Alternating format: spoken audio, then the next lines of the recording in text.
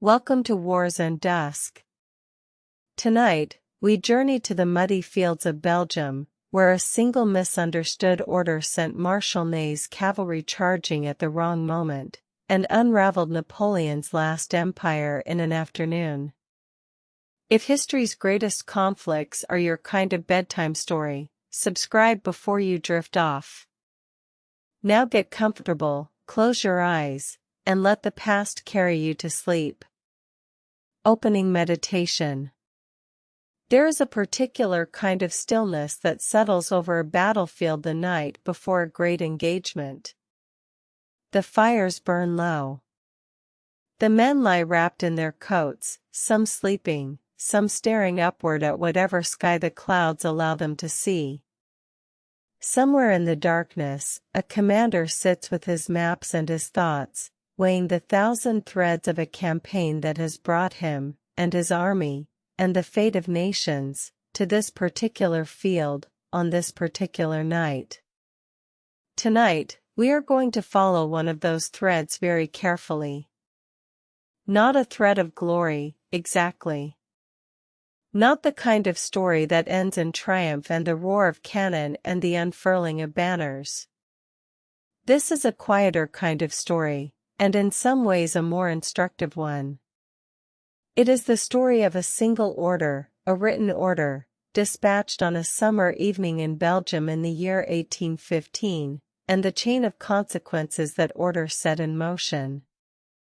It is the story of how the most celebrated military commander in the modern history of Europe found himself, at the apex of one final campaign, undone not by an enemy's genius, but by a delay, a misunderstanding, and the accumulated weight of exhaustion and poor timing. Let yourself settle now. Whatever the day brought you, its noise, its worry, its unfinished business, let it rest at the edges of your awareness. You don't need to carry it any further tonight. You are simply here to listen to history breathe. And history, on this particular evening, is breathing very slowly indeed, in the quiet hills of a small Belgian province, in the year of our Lord 1815, where everything was about to change. Part 1: The World Napoleon Made and Unmade. To understand the order that doomed Napoleon at Waterloo, we must first understand the world in which that order was written. We must understand who Napoleon Bonaparte was, what he had built over 2 decades of extraordinary ambition, what he had lost, and why, in the spring of 1815, he found himself once again at the center of a crisis of his own extraordinary making. Napoleon Bonaparte was born in Corsica in 1769, the son of a minor noble family of modest means and considerable pride. He was educated at French military academies at a time when France itself was straining under the weight of its ancient regime, when the gap between those who held power and those who bore the burden of that power had grown so vast, so bruising, that collapse was not merely possible but inevitable. The French Revolution erupted in 1789, when Napoleon was 19 years old.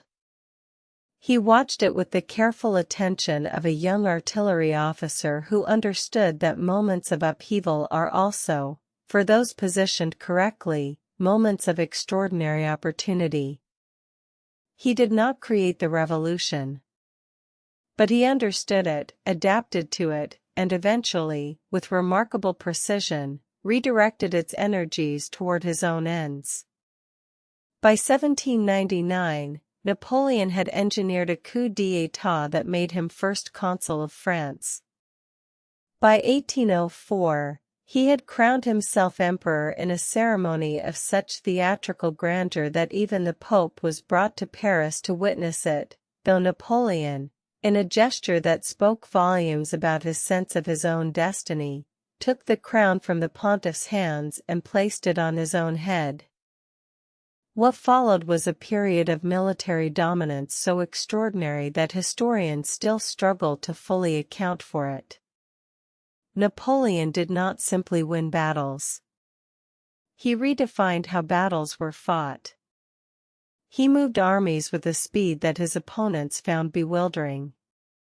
He concentrated force at the critical point. He used the core system to keep large armies flexible and adaptable. He read terrain with intuitive brilliance. And he inspired in his soldiers, the men of what he called the Grande Armée, a loyalty and ferocity that amplified every strategic advantage he possessed. Austerlitz in 1805. Jena in 1806. Friedland in 1807. Wagram in 1809. These were not merely French victories. They were demonstrations of a new kind of warfare, faster and more decisive than anything Europe had seen, and they reshuffled the map of the continent repeatedly. Kingdoms fell. New kingdoms were created, often with Napoleon's brothers on their thrones. Old alliances dissolved. New ones formed and then dissolved again. But the system Napoleon built was one that required constant victory to sustain itself. His empire was held together not by deep institutional roots, not by the slow accumulation of legitimate governance, but by his personal authority, his military brilliance, and the willingness of a continent still dazzled by his performance to accept the reality he was imposing. When that system began to show cracks, in Spain, where a grinding guerrilla war bled his armies year after year, in Russia in 1812, where his decision to march an army of more than 500,000 men into the vast interior of that continent produced a catastrophe of almost incomprehensible scale, the whole edifice began to tremble. The Russian campaign is worth pausing on, because it marks the true beginning of the end of the First Napoleonic era. Napoleon crossed the Russian frontier in June of 1812 with nearly 685,000 men, the largest army ever assembled in European history up to that point. He expected a decisive battle, a negotiated peace, and a return to Paris. What he got was a Russian strategy of strategic withdrawal, a scorched Smolensk, a bloody and inconclusive engagement at Borodino, a Moscow that the Russians burned themselves rather than surrender intact, and then a winter retreat so devastating that fewer than 120,000 of his men eventually recrossed into friendly territory. The Grande Armée, the instrument of so many victories, was effectively destroyed. Not in battle, but in snow and cold and starvation and the long, stumbling misery of the Russian winter. And the nations of Europe, watching the colossus stagger, began to gather their courage. The campaigns of 1813 and 1814 saw Napoleon fighting with diminished resources against a coalition that was, for once, organized and determined and learning from its mistakes. He won engagements that would have made a lesser general famous. But he could not win decisively enough, quickly enough, to prevent the coalition from pressing its combined weight against him. In March of 1814, Allied forces entered Paris. Napoleon abdicated and was exiled to the small Mediterranean island of Elba, allowed his imperial title, allowed his guard, allowed the dignity of a miniature court.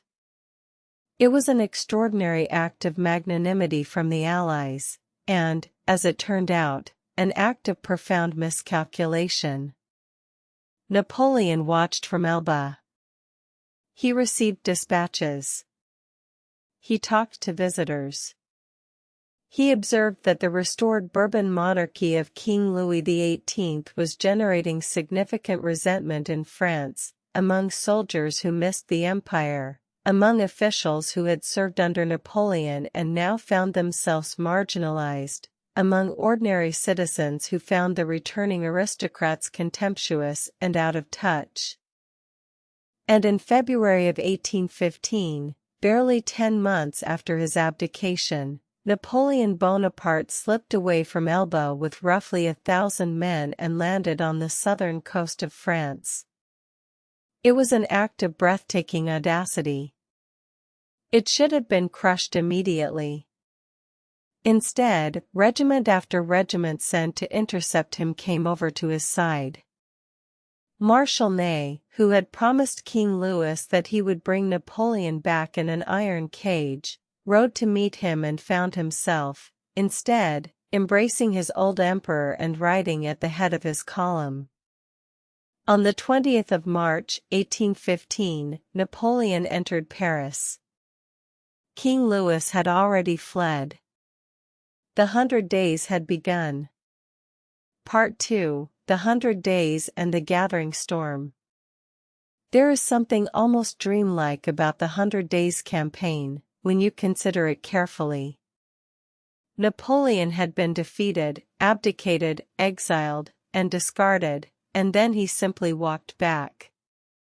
He walked back through a France that was, in significant portions, willing to welcome him, willing to believe that the empire could be rebuilt, that the brilliance of the earlier years could be recovered, that the disasters of Russia and Leipzig and the humiliation of 1814 could somehow be set aside. He was 45 years old. He was not the man he had been at Austerlitz. The famous energy, the ability to function on 4 hours of sleep, to ride for hours and then sit working through the night, to hold an entire campaign in his head like a chess grandmaster holding a position, that energy had diminished.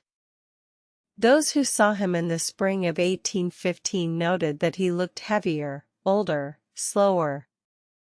He suffered from a bladder condition that caused him periodic, debilitating pain. His concentration, once legendary, was subject to lapses that would have been unthinkable in earlier years. None of this was fully apparent yet.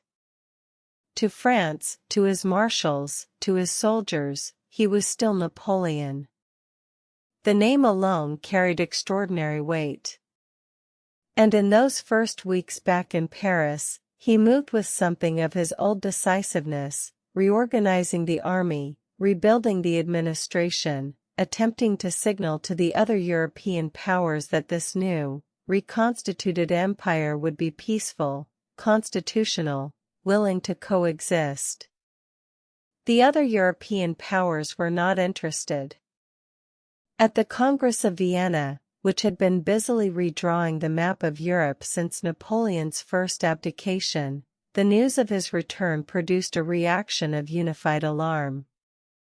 The great powers, Britain, Austria, Prussia, Russia, declared Napoleon an outlaw, a disturber of the peace of the world, and committed to fielding armies to remove him.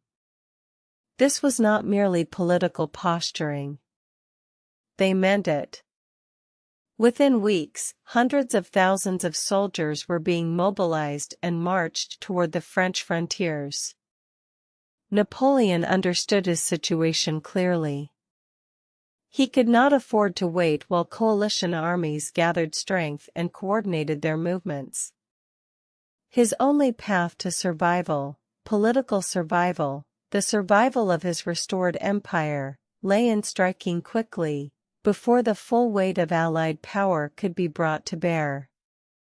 He needed to defeat the armies facing him in detail, one at a time, before they could unite. He needed a victory so decisive, so dramatic, that the coalition's political will would crack, that peace negotiations would become possible, that Europe would accept the reality of a Napoleonic France rather than fight another exhausting war. The nearest Allied forces were positioned in what is now Belgium, then the Austrian Netherlands, recently reorganized as the United Kingdom of the Netherlands. There were two significant armies there. One was the Anglo-Dutch force commanded by the Duke of Wellington, a British general whose reputation had been built in the long years of the Peninsular War in Spain. Wellington was 51 years old in 1815, cool, methodical, deeply experienced in managing complex operations with limited resources, and profoundly skeptical about the reliability of most of the troops under his command.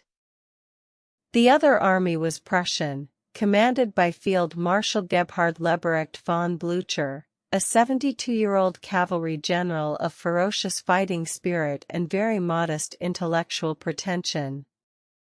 Blücher was not a sophisticated strategist. He did not need to be. What he had was aggression, determination, and the ability to inspire his Prussian soldiers to fight harder and move faster than virtually anyone expected. He was, in the language of his army, a fighting general, someone who led from the front and whose presence on a battlefield communicated simple, powerful clarity. Together, Wellington and Blücher commanded forces that significantly outnumbered what Napoleon could field. Separately, each was potentially vulnerable to a determined, well-executed French offensive. Napoleon's plan was elegant in its simplicity: thrust north into Belgium with the Armée du Nord before the Allied forces could concentrate, drive between Wellington and Blücher, defeat each in turn, and then deal with whatever followed from a position of strength. On the 12th of June, 1815, Napoleon left Paris and headed north toward the Belgian frontier. With him went roughly 128,000 men, the Armée du Nord, the finest force he had been able to reconstruct in the brief weeks since his return. They were veterans, many of them men who had marched under his eagles before. They were well equipped, well provisioned, and burning with the particular enthusiasm of soldiers who have been given a second chance to win. The campaign began brilliantly. On the 15th of June, French forces crossed the Sambre River and seized the vital crossroads town of Charleroi, driving back the advance elements of both Allied armies and achieving something close to the strategic surprise Napoleon had been hoping for. Wellington, receiving the news at a famous ball being held by the Duchess of Richmond in Brussels, is reported to have remarked, with characteristic understatement, that Napoleon had humbugged him. He had. By the evening of the 15th of June, Napoleon had positioned his army between the two Allied forces. If he could keep them separated while his subordinates held one in place, he could defeat the other with the concentrated mass of French infantry and artillery that had won so many campaigns before. But the campaign that began so promisingly, with speed, with surprise, with the appearance of the old Napoleonic magic, was about to encounter a series of difficulties. Some were the result of Allied competence. Some were the result of the inevitable friction of warfare. And some, the most consequential ones, were the result of a single order dispatched on the evening of the 16th of June, 1815, an order whose consequences would echo down through 2 centuries of military history. Before we get to that order, we need to understand the man to whom it was addressed, and the battles that made it necessary. Part 3, Ligny and Quatre Bras, the 16th of June. The 16th of June, 1815, was a day that very nearly made Napoleon's campaign a success. Very nearly.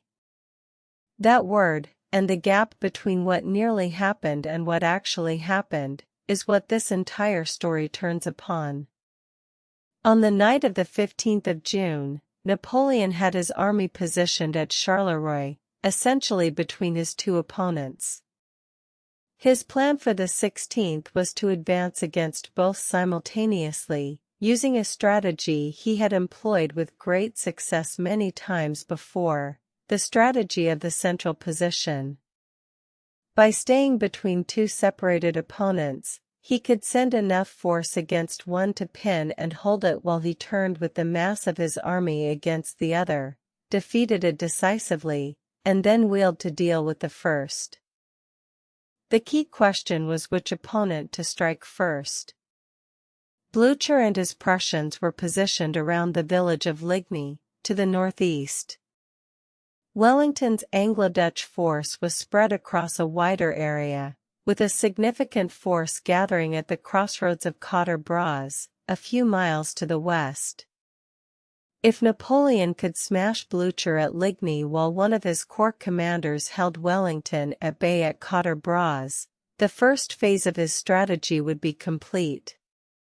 Blücher would retreat, the Prussians would be knocked out of the campaign for long enough to be irrelevant, and then Napoleon could wield the full weight of his army against Wellington and repeat the process.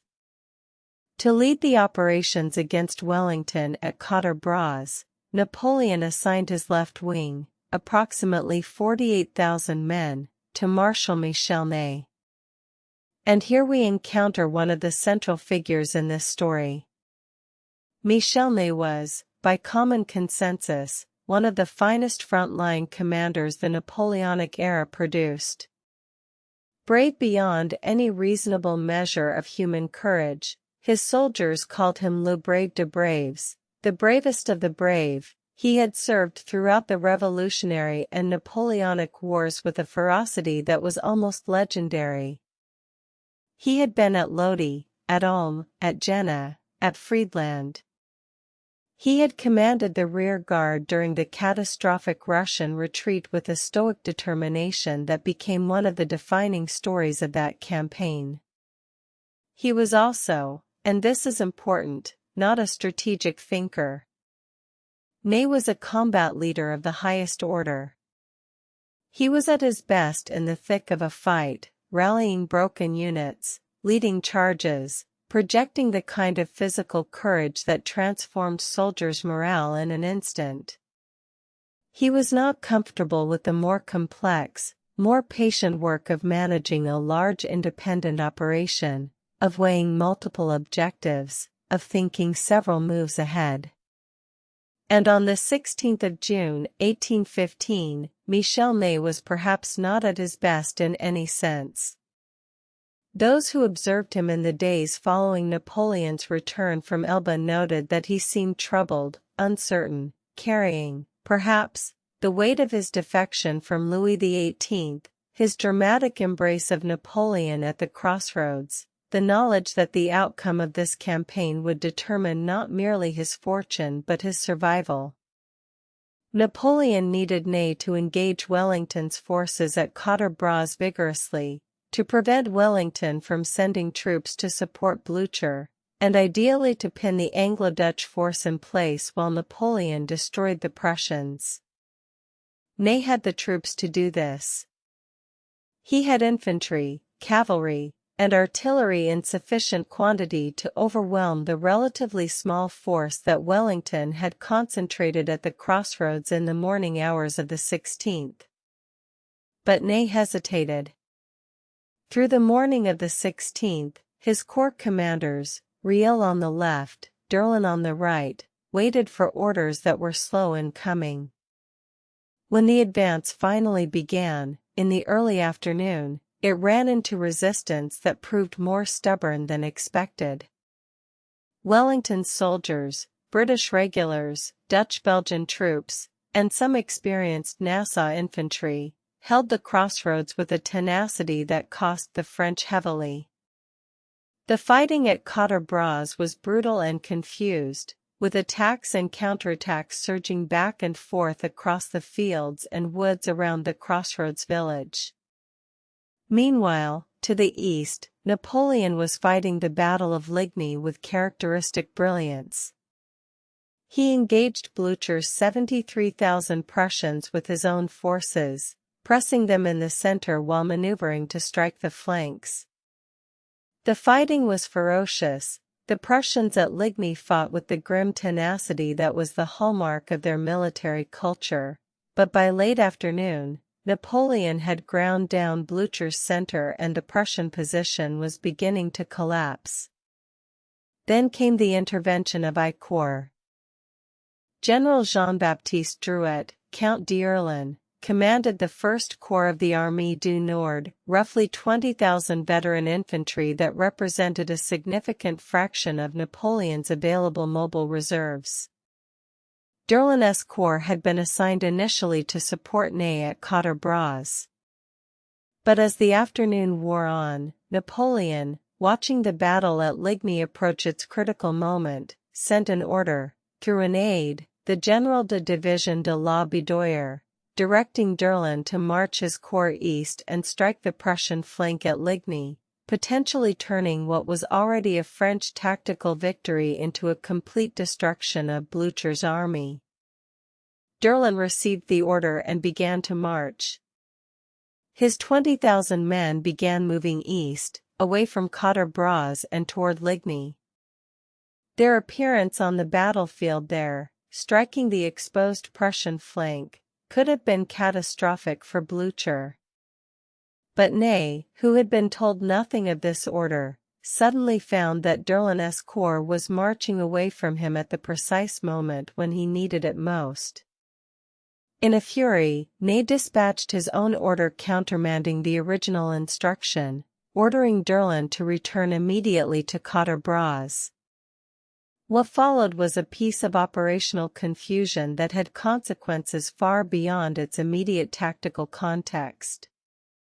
D'Urlan's corps, 20,000 men, veterans all, spent the entire afternoon of the 16th of June marching between the two battles without fighting in either one. They appeared on the horizon at Ligny at a moment that caused brief confusion in the French line. Some units mistook them for Prussians and reacted accordingly, and then, following Ney's counter-order, turned around and marched back toward Quatre-Bras.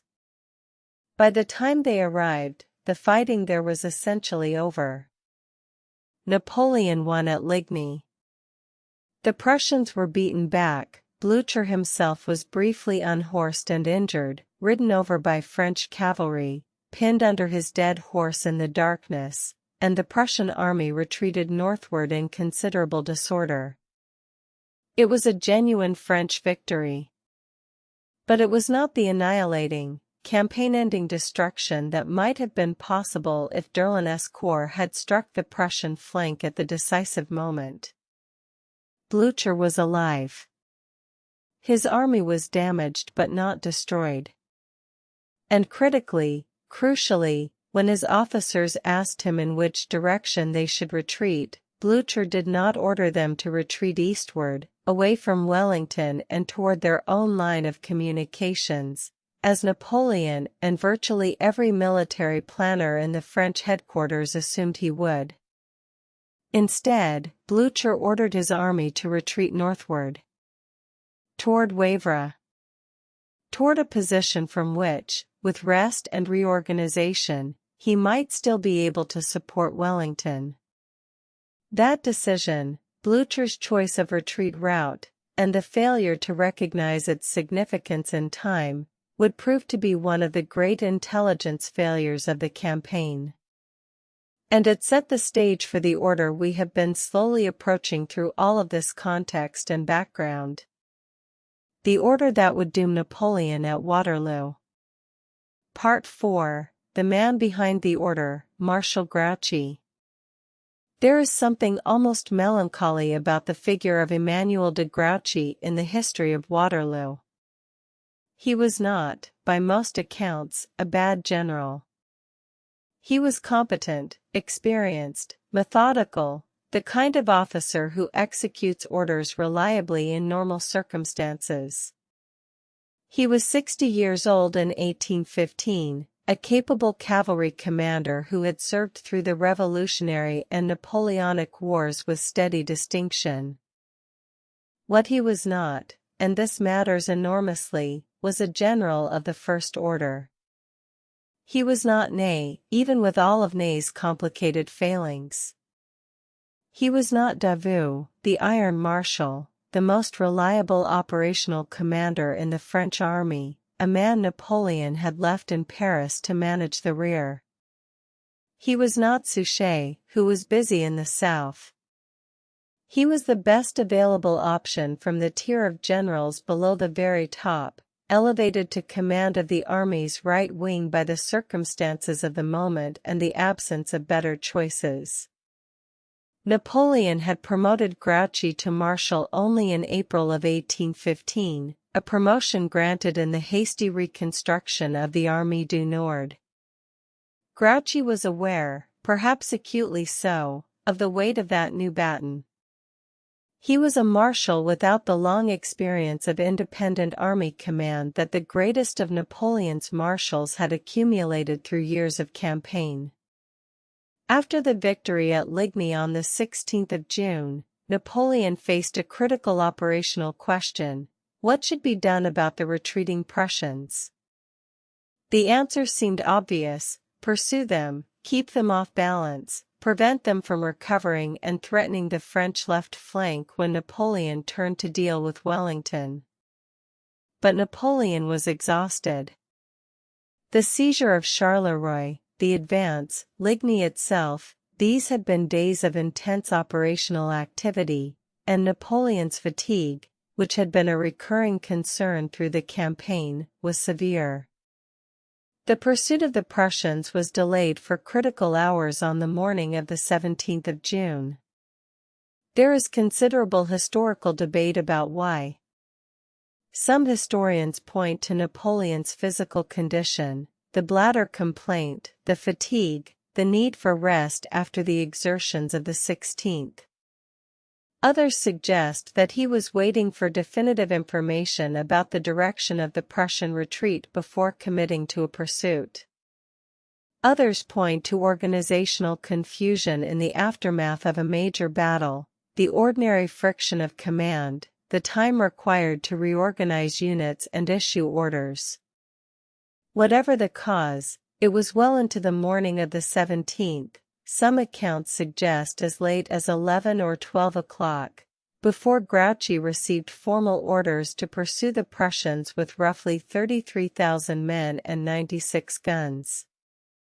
The orders Napoleon gave him were, on their face, reasonable: pursue the Prussian army, prevent it from regrouping, determine the direction of its retreat, and prevent it from threatening the French right flank as Napoleon moved to engage Wellington.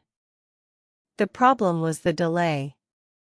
Every hour that passed without pursuit was an hour in which Blücher's army was resting, reorganizing, and moving in ways that French reconnaissance could not adequately track.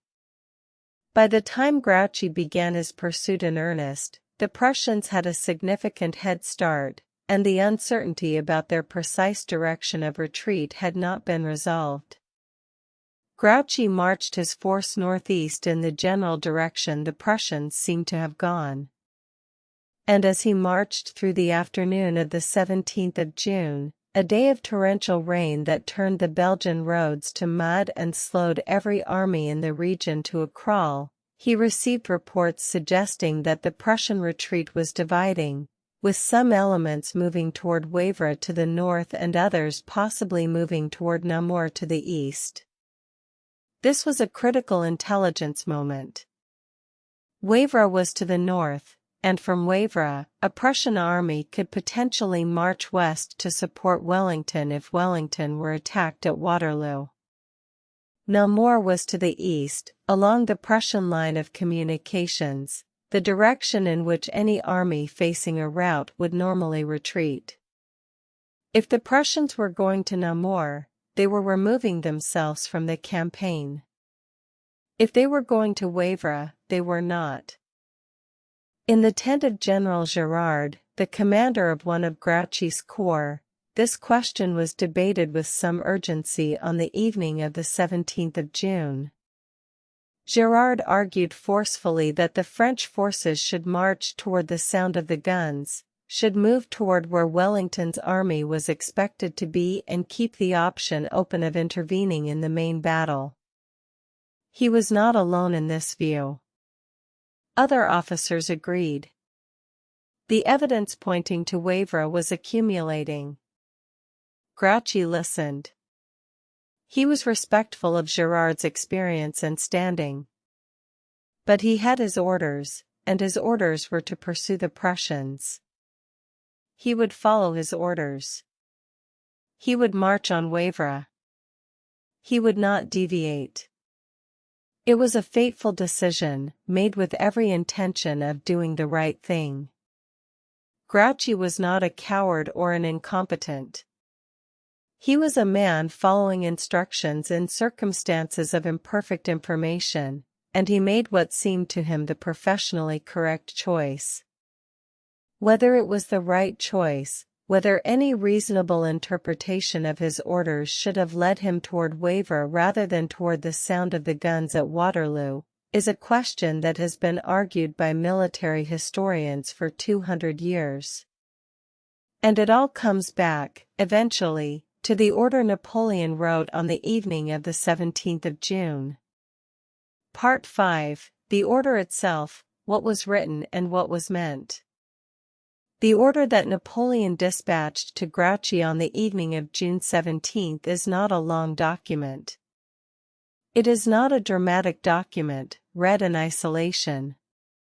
It is the kind of operational order that any functioning military headquarters might produce, specific, clear about the immediate objective, consistent with the broader strategic situation as understood at the time. But it contains within it a crucial omission, an assumption, and a choice of language that would contribute directly to the catastrophe of the following day. Let us think about it carefully. The order directed Grouchy to direct his movements on Wavre, to follow the Prussians, to prevent them from reaching Brussels, and to maintain communication with Napoleon's main army. It did not give Grouchy discretion to deviate toward the main battle. It did not instruct him explicitly about what to do if he heard cannon fire suggesting a major engagement was underway nearby. It gave him a specific objective, Wavre and the Prussians, and expected him to pursue it. What Napoleon apparently assumed, and this is where the operational logic becomes strained, was that Grouchy's pursuit would be rapid and close enough that the Prussians would be engaged and pinned down before they could cross back toward Wellington's flank. He apparently calculated that Blücher's army was sufficiently damaged from Ligny to be incapable of rapid movement. And he apparently did not sufficiently weight the possibility that the Prussians, even in retreat, might have covered enough distance by the evening of the 17th to reach Wavre and begin recovering. There is a supplementary order that was dispatched on the morning of the 18th, the morning of Waterloo itself, that has attracted even more historical attention. This later order, sent around 10 o'clock in the morning, instructed Grouchy to maneuver toward Napoleon's right, to communicate closely with the main army, and crucially, to direct his march so as to approach us, meaning Napoleon's force, while fighting, so that Grouchy could form on our right and crush any enemy forces that presented themselves. The language of this morning order is important. It suggests that Napoleon, by the morning of the 18th, was becoming more concerned about the possibility of Prussian interference. He wanted Grouchy closer. He wanted the option of having 33,000 additional men available during the coming battle. But Grouchy received this order late. Some accounts suggest it arrived in the afternoon, others that the timing was even more confused. He was already committed to the march on Wavre. His forces were engaged with Prussian rearguard elements at Wavre itself. The Battle of Waterloo, to the west, was already underway. And the Prussian forces that Grouchy had been sent to pin down were, at that very moment, streaming across the fields toward Wellington's left flank. The gap between what Napoleon had ordered, "Keep the Prussians away from me," and what was actually happening, "The Prussians are coming," was complete. The order had failed. The assumption built into it had proved false. And there was nothing to be done about it, because the courier who might have alerted Grouchy in time, the intelligence that might have changed the calculus, the decision that might have redirected those 33,000 men toward Waterloo, all of these things arrived, if they arrived at all, too late. But to understand why the order failed, and what the failure ultimately meant, we need to be on the field at Waterloo itself, on the morning of Sunday, the 18th of June, 1815, as Napoleon prepared to fight what would prove to be his last battle. Part 6, The Field at Waterloo, morning of June 18. The battlefield of Waterloo is a contained, almost intimate space for a battle that would determine the fate of a continent. It is a strip of farmland and gentle ridges in the Belgian province of Brabant, about 12 miles south of Brussels.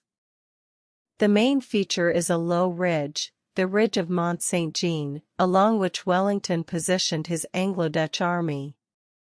To the south, across a shallow valley bisected by the main Brussels road, lay another low ridge, the ridge of La Belle Alliance, where Napoleon would position his headquarters.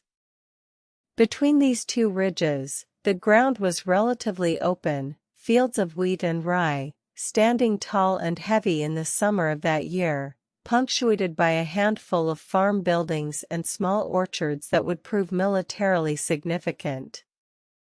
On Wellington's right, the walled farm complex of Hougoumont sat in a shallow depression, surrounded by woods and a high brick wall that would make it a formidable defensive position. On the left center of Wellington's line, the farm of La Haye Sainte, a solid stone building right on the Brussels road, sat at the base of the slope like a fortified sentinel. On the morning of the 18th of June, both armies were wet, cold, and tired. The rain of the previous day had continued through much of the night, and the fields were waterlogged, the roads churned to deep mud. The soldiers who had slept, those who had managed any sleep at all, had done so wrapped in whatever they could find, lying in fields that had become shallow lakes in the downpour. Wellington had approximately 68,000 men and 156 guns strung along his ridge. It was not a force he was entirely confident in. The British contingent, his reliable regulars, the men who had fought with him through Portugal and Spain, numbered fewer than 25,000. The remainder were Dutch-Belgian troops of uncertain quality, German and Nassau contingents of varying experience, and the somewhat unreliable militia of the King's German Legion. Wellington was managing a coalition force, and managing it on a defensive ridge where he could keep the more uncertain units in reserve and hold his best positions with his most reliable troops. Wellington's plan was essentially to hold, to absorb the French attacks, to keep his army together on the ridge, and to wait for Blücher. He had received confirmation, through liaison officers, through Blücher's own communications, that the Prussians were coming. They had spent the night and morning reorganizing at Wavre, and they were marching westward, toward Waterloo. If Wellington could hold until they arrived, the numerical advantage would swing decisively to the Allies. Napoleon, looking at the same ground from his side of the valley, had approximately 72,000 men and 246 guns. His army was larger than Wellington's, and, on paper at least, it appeared to offer him a significant advantage. But Napoleon's army was not as uniformly experienced as the numbers might suggest, and the soggy ground was a serious problem. The mud made movement difficult and would particularly affect the deployment of artillery, which Napoleon had always relied upon heavily. More importantly, time was working against Napoleon in ways that he may have underestimated. Every hour he delayed before attacking was an hour in which Blücher's Prussians were marching closer.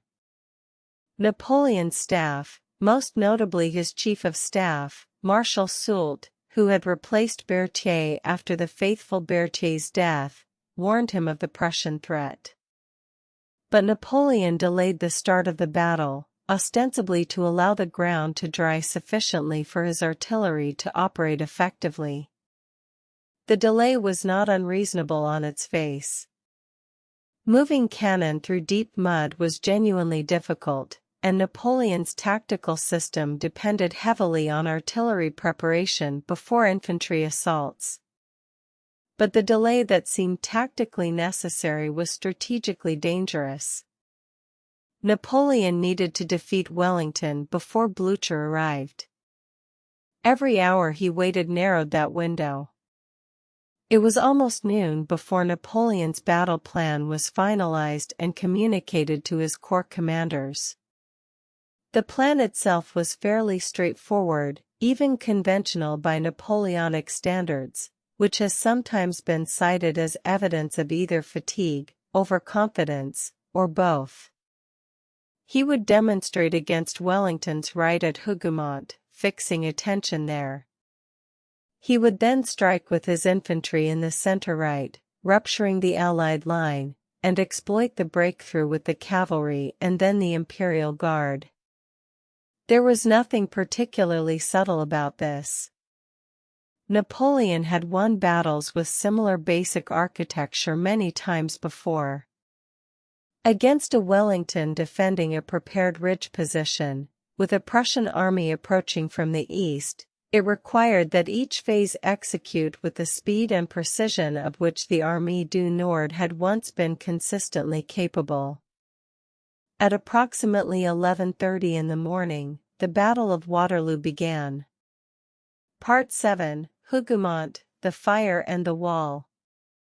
The Battle of Waterloo began, in a sense, with a mistake. Or perhaps more precisely, with an action that began as a diversionary demonstration and became something much larger, something that consumed an enormous amount of French attention, energy, and manpower at precisely the moment those resources were needed elsewhere. The Château of Hougoumont, on Wellington's right flank, was a substantial farm complex, a manor house, outbuildings, a large enclosed garden and orchard, all surrounded by solid walls that stood roughly 2 meters high. Wellington had garrisoned it with light infantry, primarily companies of British and Hanoverian guards, with the specific intention of using it as a defensive anchor for his right flank. An attacking force attempting to outflank him to the right would have to either take Hougoumont or ignore it, and ignoring a garrison strongpoint in your flank was not a serious military option. Napoleon's original plan was to use an attack on Hougoumont as a diversion, to draw Wellington's attention and reserves to his right while the main French assault went in elsewhere. The task of attacking Hougoumont was given to General Jérôme Bonaparte, Napoleon's youngest brother, commanding a division of Riel's corps on the French left. Jérôme was brave, willing, and not particularly sophisticated as a military commander. He was also, as it turned out, inclined to continue feeding troops into a difficult attack rather than step back, reassess, and accept that the objective might not be achievable at acceptable cost. The assault on Hougoumont began around 11:30 in the morning and rapidly proved to be extraordinarily difficult. The French infantry who attacked through the woods south of the complex emerged from the trees and encountered disciplined fire from the walls and loopholed outbuildings. The guards defending Hougoumont, the British Foot Guards, among the finest infantry in Wellington's army, fired with a controlled, methodical accuracy that cut down the French attackers at the walls. At one point, a small party of French soldiers actually broke through the main north gate of the complex, just under 30 men, led by a giant of a subaltern named Sous-Lieutenant Legros, nicknamed l'Enfonceur, the Smasher, for his habit of leading with a woodsman's axe. Those 30-odd men who broke through the gate were all killed. A guards officer, Captain MacDonnell, led a group of soldiers in a desperate effort to push the gate closed against the weight of men pressing from outside, and succeeded in closing and barring it. Those French soldiers already inside were killed in the yard. The gate was held. Hougomont was not taken. But Jerome, rather than accepting this and limiting his engagement, kept feeding men into the attack. Riel, his corps commander, supported him. More brigades were committed. The fighting around Hougomont became an absorbing, grinding struggle that pulled French units away from the main axis of attack. Wellington, for his part, fed just enough reinforcement into Hougomont to keep it held, a careful rationing of force that he managed with great skill throughout the day. There is a famous story, possibly apocryphal but consistent with Wellington's character, that when asked how the battle had been won, he said it was won in the closing of the gates at Hougomont. What he meant was not simply that the tactical holding of that complex was decisive, but that it illustrated the principle that had governed Wellington's defensive battle all day: hold the anchors, absorb the attacks, give nothing unnecessary, and wait for Blücher. Through the afternoon, Hougomont burned. French artillery eventually set the buildings alight, and the smoke and flames added another dimension of horror to the fighting around the walls. The garrison, some of whom were fighting in a burning building, where the heat became so intense that wounded men who could not be moved were burned alive, held through the afternoon and into the evening without abandoning their position. Thousands of French soldiers were committed to the Hougomont sector who were not available for the main attack. This was not what Napoleon had intended. The demonstration had become a consuming engagement, and it had already begun to distort the proportions of his plan. Meanwhile, on the eastern edge of the battlefield, something else was beginning to happen. Something that Napoleon had ordered Grouchy specifically to prevent. At first it was just the distant glint of movement in the hills toward Chapelle Saint-Lambert, barely visible through the smoke of battle. Then more definite, columns of infantry appearing on the ridges to the northeast. The Prussians. Coming. Part 8, Derlin's attack and the charge of the Scots Greys. At approximately 1:30 in the afternoon, as Hougomont continued to burn and fight in its terrible way, and as the first distant shapes of Prussian movement were being reported on the eastern horizon, Napoleon launched the attack he believed would break Wellington's line. General Jean-Baptiste Drouet, Count d'Erlon, led the First Corps of the Armée du Nord, the same corps that had spent the entire afternoon of the 16th of June marching between Ligny and Quatre-Bras without fighting in either battle. d'Erlon was a capable general who had waited a long time for a chance to strike a decisive blow. On the afternoon of the 18th of June, that chance finally came. 4 divisions of French infantry, roughly 16,000 men, advanced in massive columns across the valley toward Wellington's Ridge. The formation Napoleon had chosen was a point of later debate. Each division moved in columns that were significantly wider and shallower than the traditional French attack column, an arrangement that maximized firepower but made them more vulnerable to artillery fire from the front and flanks.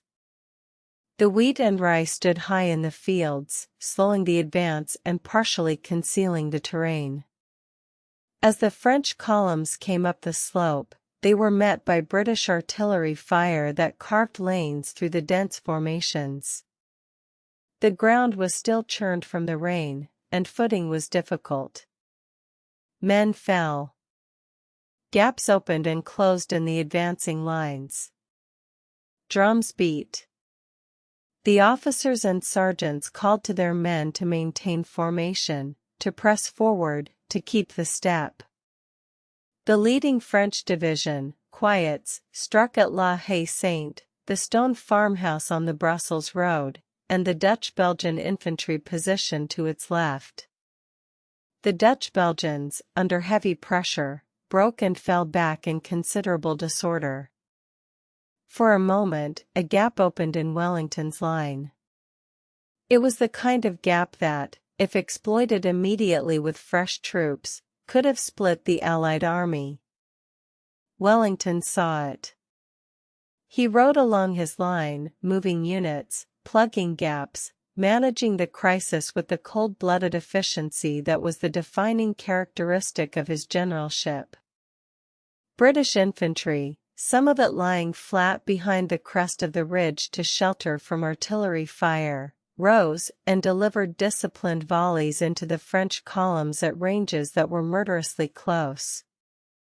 Then, at the precise moment when the French attack seemed to be achieving something, when the pressure on Wellington's center-left was at its greatest, Wellington unleashed his heavy cavalry.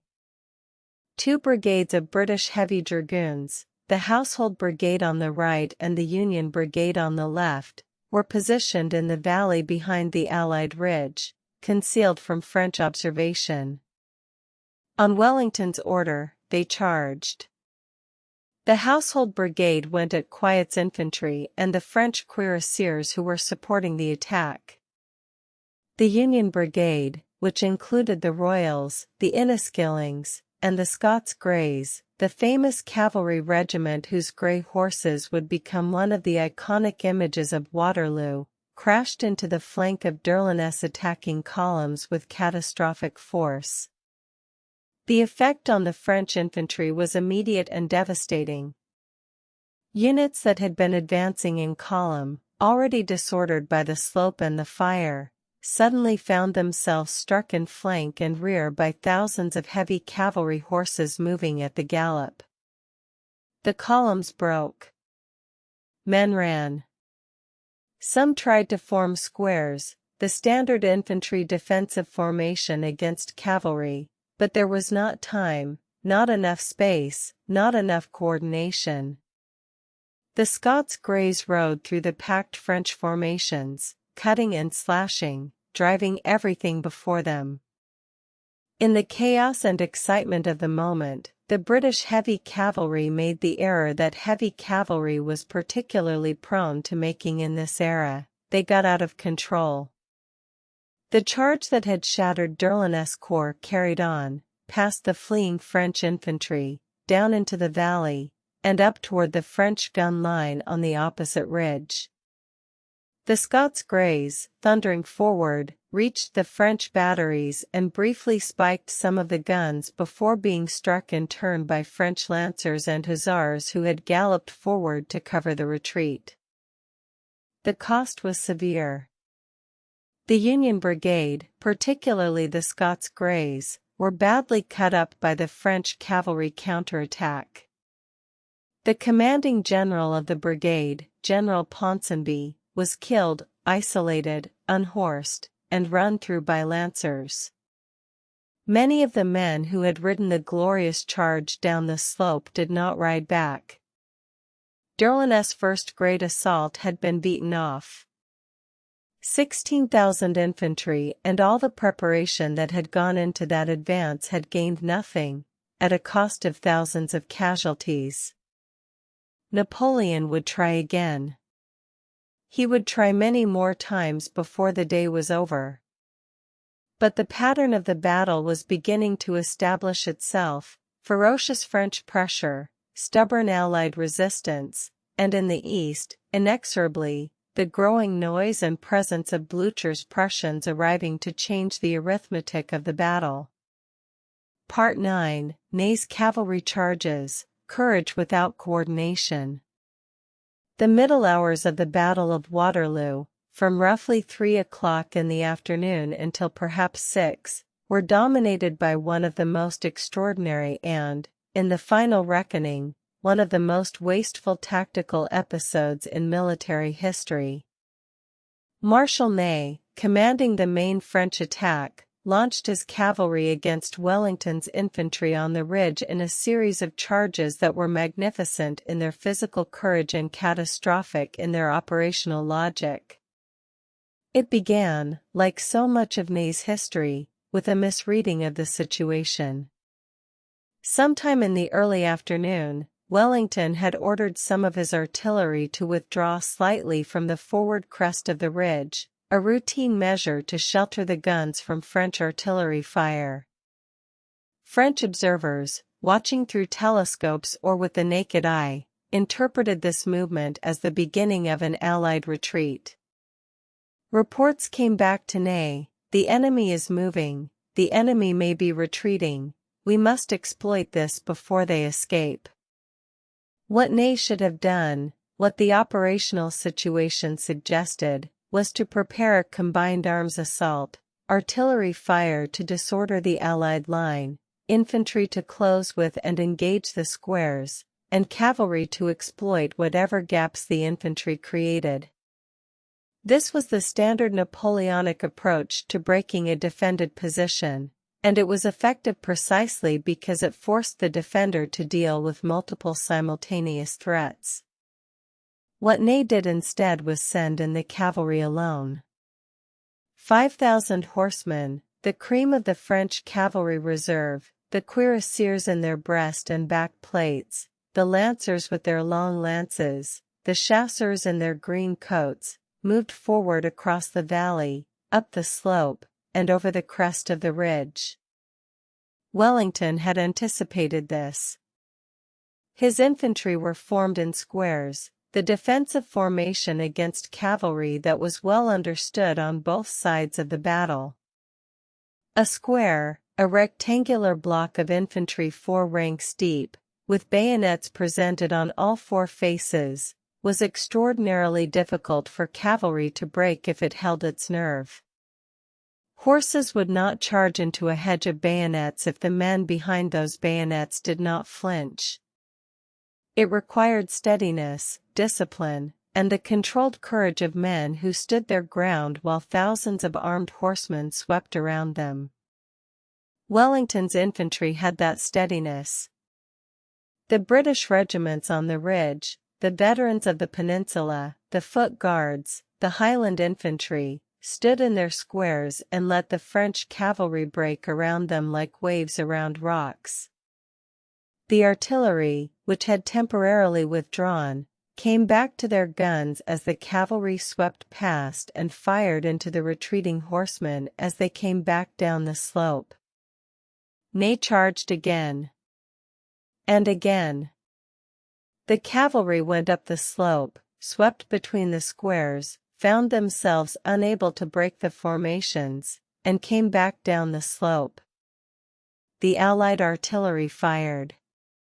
More horses fell. More men fell. The grass between the squares became thick with dead and dying animals, the ground churned by thousands of hooves. Napoleon, watching from La Belle Alliance, was horrified. He had not ordered this.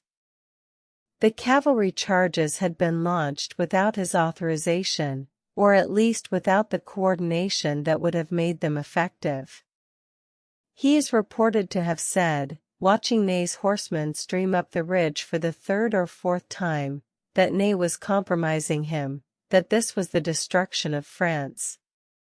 And yet, and this is the strange, contradictory nature of battle, Napoleon continued to feed cavalry into the charges rather than halt them. To stop the charges mid-sequence risked leaving the committed cavalry in a worse position than pressing forward. More regiments went in. The numbers grew. At the height of the cavalry attacks, something on the order of 9,000 or 10,000 horses were committed against Wellington's ridge. Wellington managed his squares with extraordinary skill. He moved through the battle with characteristic composure, present at every critical point, calmly redirecting units, filling gaps, holding together an army that was taking serious casualties under heavy pressure. When asked later if he had been afraid at Waterloo, he replied, characteristically, that anyone who says he doesn't feel fear during a battle is either lying or a fool. But his management of the battle showed nothing but controlled, methodical intelligence under pressure. The cavalry charges failed. But they had taken their toll. Wellington's army was being ground down. Men had been standing or lying on the ridge since early in the morning, under artillery fire, fighting off infantry and cavalry assaults, and they were beginning to reach the limits of what human endurance could sustain.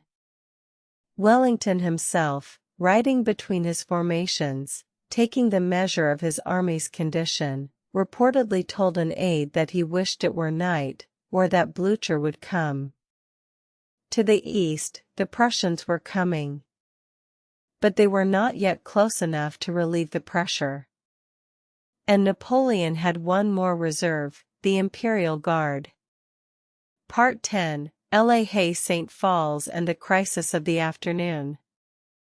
There is a moment in a long battle, not always visible from outside, and sometimes not clearly recognized by the commanders involved, when the balance shifts.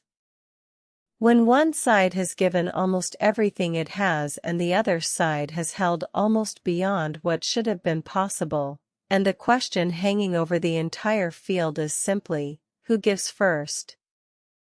At Waterloo, that moment came around 6 o'clock in the evening, when the farmhouse of La Haye Saint finally fell to the French. La Haye Saint had been held since the morning by the 2nd Light Battalion of the King's German Legion, German troops in British service, one of the most reliable formations in Wellington's army, under the command of Major George Bering. Through hours of fighting, through multiple French infantry assaults, through artillery fire and the chaos of Ney's cavalry charges sweeping around and past the farm, Bering's men had held their position with remarkable tenacity. But they had a problem that had been building through the afternoon: they were running out of ammunition. The farm's defenses had been constructed for rifles, the Baker rifle that equipped light infantry, and the resupply wagons with Baker ammunition had, through some combination of mismanagement and the fog of battle, not reached Bering's position. His men were down to a handful of rounds per soldier. Some had none at all. Bering sent urgent messages to Wellington's headquarters requesting resupply. The messages arrived. The acknowledgement came. The ammunition did not. Whether through miscommunication, disorganization at the ammunition train, or the simple chaos of a battlefield that was now 6 hours old and absorbing casualties at a terrible rate, the ammunition failed to reach La Haye Saint. Around 6 o'clock in the evening, French infantry, who had attacked the farm many times and been repulsed each time, at terrible cost, made another assault. Bering's men, their ammunition exhausted, fought with bayonets and whatever they could find, but the French were through the gates and into the yard, and with nothing to shoot, there was a limit to what courage and bayonets could achieve against an overwhelming number of attackers. La Haye Saint fell. Major Bering escaped with a remnant of his garrison, approximately 42 men, out of the 400 or so who had garrisoned the farm through the day. The rest were dead, wounded, or captured. The fall of La Haye Saint was a crisis of the first order for Wellington. The farm sat at the base of the slope directly on the Brussels road, right in the center of his line.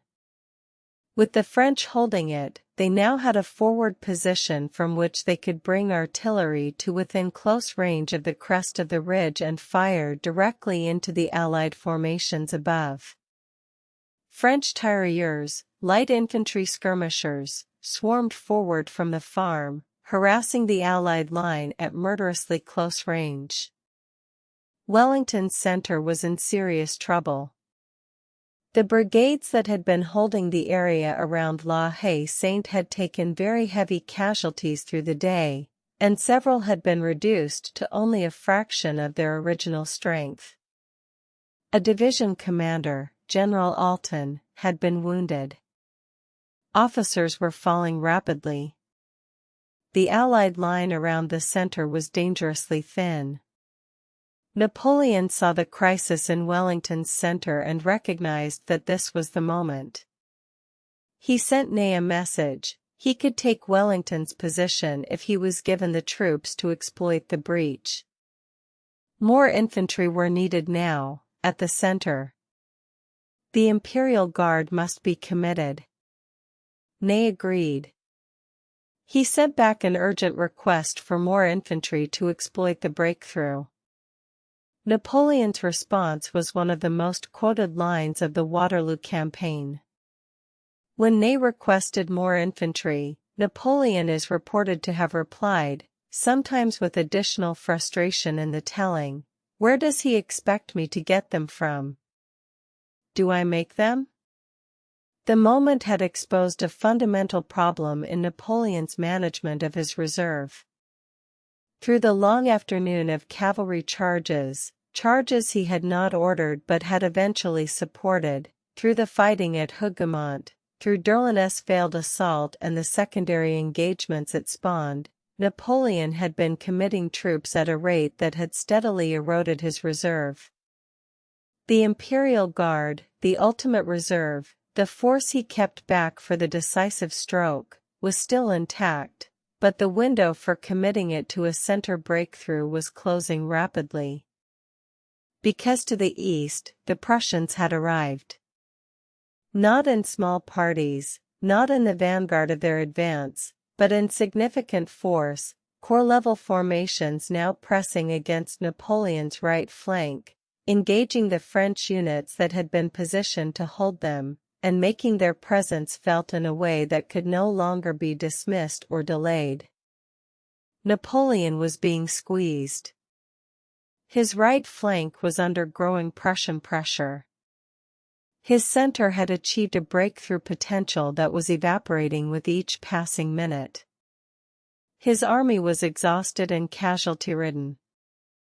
His reserve, the Guard, had to go somewhere, and it had to go soon. And Grouchy, 33,000 men, the force that Napoleon had dispatched with orders to prevent exactly this situation, was at Wavre, fighting the Prussian rearguard. Miles away. Unable to help. Part 11, the Guard attacks, and recoils. The Imperial Guard of Napoleon Bonaparte was more than a military formation. It was the physical embodiment of the Napoleonic legend, the oldest soldiers, the most experienced campaigners, the men who had followed the Eagle from Austerlitz to Moscow and back, who had endured everything the campaigns could throw at them and emerged with their discipline and their pride unbroken. They were divided into the Old Guard, the Middle Guard, and the Young Guard, in ascending order of experience. The Old Guard, the grenadiers and chasseurs who had served longest, were perhaps the most feared infantry in Europe. They had never been defeated in a direct engagement.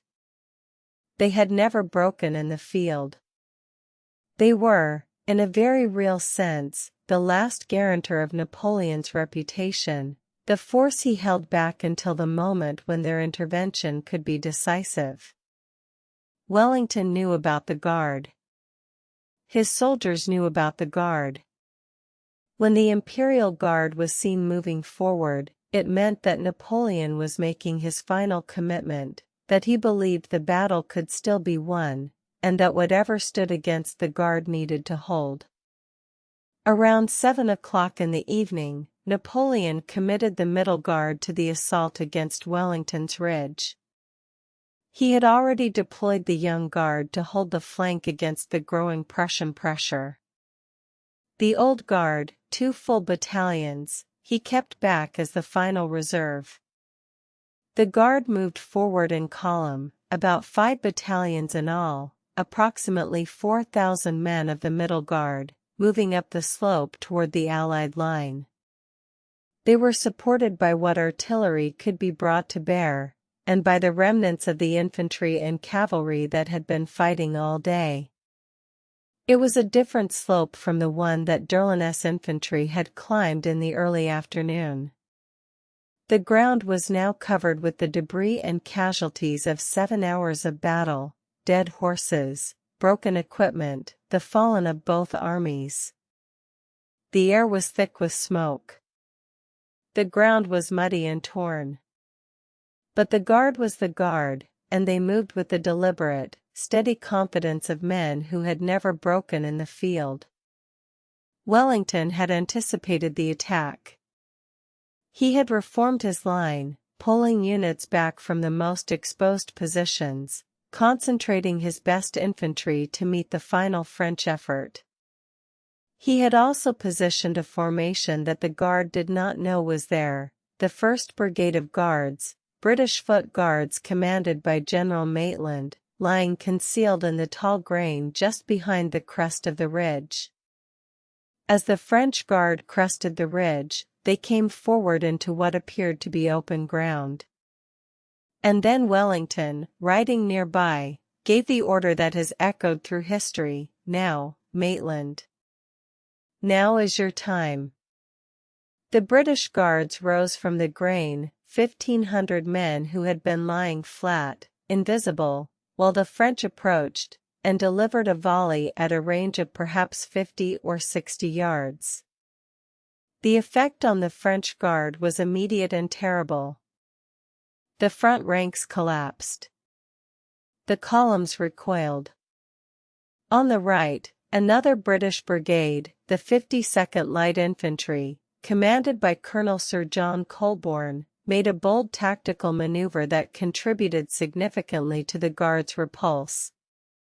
Colborne wheeled his regiment out of line and brought it to bear on the flank of the advancing Guard column, delivering enfilading fire along the length of the French formation. The Guard, caught in front and flank, took staggering casualties. The Middle Guard broke. It was an event of enormous psychological significance, quite apart from its tactical importance. The Guard had never broken. The whole reputation of Napoleon's most elite formation, the reputation that had made enemy armies falter when they saw the Guard advance, was built on the fact of its invincibility.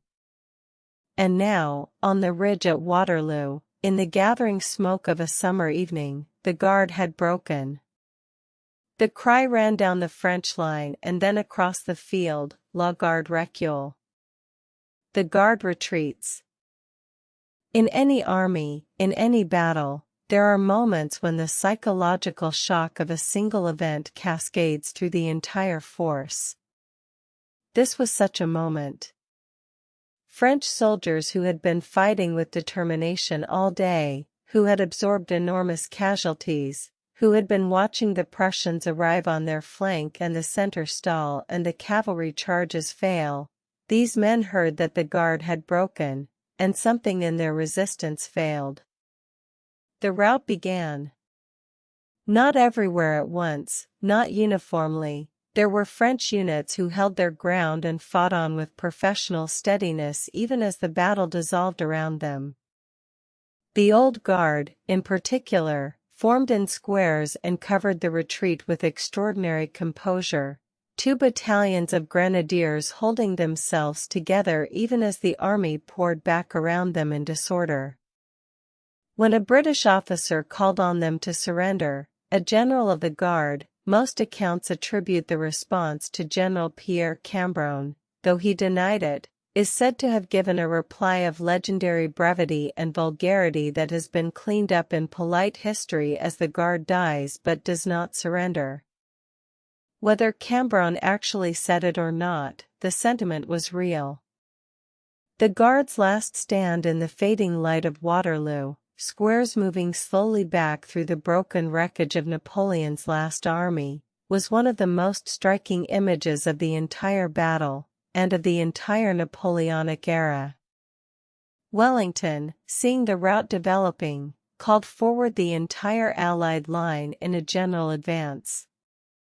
Blücher's Prussians, arriving in greater numbers on the eastern flank, drove into the retreating French with the energy of men who had marched hard to get there and intended their arrival to matter.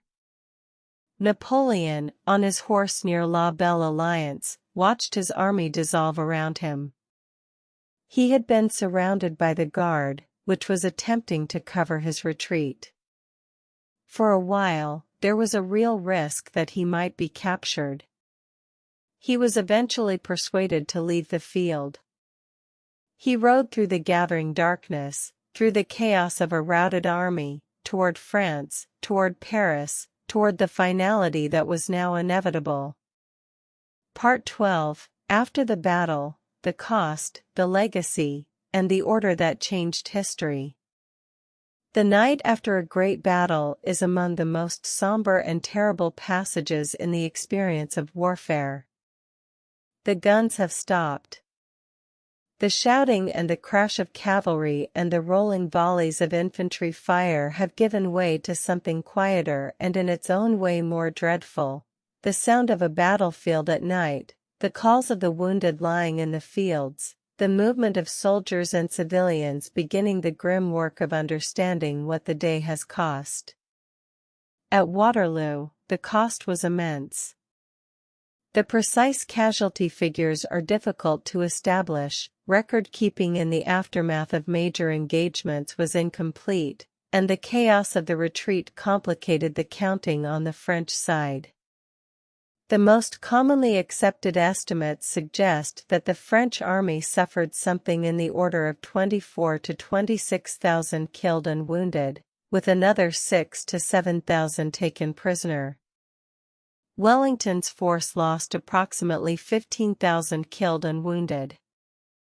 The Prussians, whose commitment of forces to the battle was staggered as they arrived through the afternoon and evening, suffered approximately 7,000 casualties.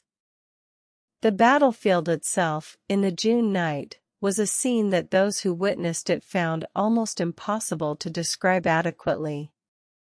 The fields between the ridges were covered with the dead and dying, men and horses mingled together, weapons and equipment scattered among them, the fires of Hougoumont still casting a terrible light over the western edge of the field.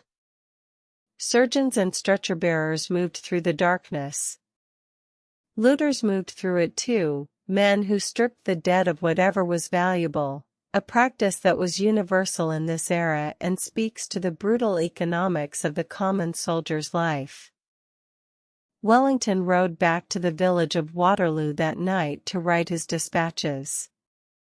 Those who saw him noted that he was visibly shaken, not by the victory itself but by the cost. He had been in many battles, and he understood better than most that a victory at this price was something to be viewed with extreme sobriety. He is said to have looked at his casualty lists, at the names of officers he had known for years, men who had served with him in India and Portugal and Spain, and to have said, quietly, "The only thing sadder than a battle lost is a battle won." There is something important to understand about what Wellington meant, and what this battle meant for those who fought in it. In the later mythology of Waterloo, the paintings, the commemorations, the regimental histories, the battle was often rendered in terms of triumph and glory, of empire defended and tyranny defeated. But Wellington, who actually won it, saw it with clear eyes. He had watched thousands of men die in a single June afternoon. He would spend the rest of his life with the memory of it. Napoleon fled to Paris, arriving on the 21st of June to find his government in crisis and his political support dissolving. He abdicated for the second time on the 22nd of June, 1815, barely 100 days after his triumphant return from Elba. He surrendered himself to a British warship and was transported to the remote South Atlantic island of St. Helena, where he would spend the last 6 years of his life in an exile so remote that escape was genuinely impossible. He died on St. Helena in May of 1821, aged 51. The cause of death has been debated ever since: stomach cancer, arsenic poisoning from the damp wallpaper of his damp house, the accumulated effects of years of hard campaigning. Whatever the immediate cause, those who cared for him in his final years reported that he spent a great deal of time dictating his memoirs and shaping the story of his life and campaigns, controlling his legacy with the same energy he had once devoted to controlling Europe. The history of Waterloo is not, ultimately, a story of inevitability. That is one of the important things to understand about it. Napoleon did not lose Waterloo because Wellington was so much better a general, or because the French army was so much weaker of force. He lost it by a margin, by a sequence of small decisions and accumulated errors that tilted a battle that could have gone either way. The order to Grouchy, the order that directed those 33,000 men toward Wavre, away from the sound of the guns at Waterloo, sits at the center of that sequence. If Grouchy had moved more quickly on the morning of the 17th, if the intelligence about the Prussian retreat toward Wavre had been assessed more clearly, if Grouchy had exercised the independent judgment that Girard urged on him and marched toward the sound of the guns, if those 33,000 men had arrived on Napoleon's right flank at some point during the afternoon of the 18th, things might have been very different. But we must be honest about the counterfactual. Military history is full of the temptation to identify a single decisive factor, a single turning point, a single order that explains everything. Reality is more complex. The Battle of Waterloo was shaped by dozens of decisions over a period of days: the late start on the morning of the 18th, Ney's unauthorized cavalry charges, the failure to resupply La Haye-Saint, Derlin's second misemployment, this time caught between Ligny and Quatre Bras the night before, the Hougoumont demonstration that consumed resources, Napoleon's physical condition, Wellington's tactical skill, the steadiness of the British infantry in their squares, and perhaps most fundamentally, the simple fact that Blücher chose to retreat northward toward Wavre rather than eastward toward Namur, and that this choice was not recognized by French intelligence in time to respond to it.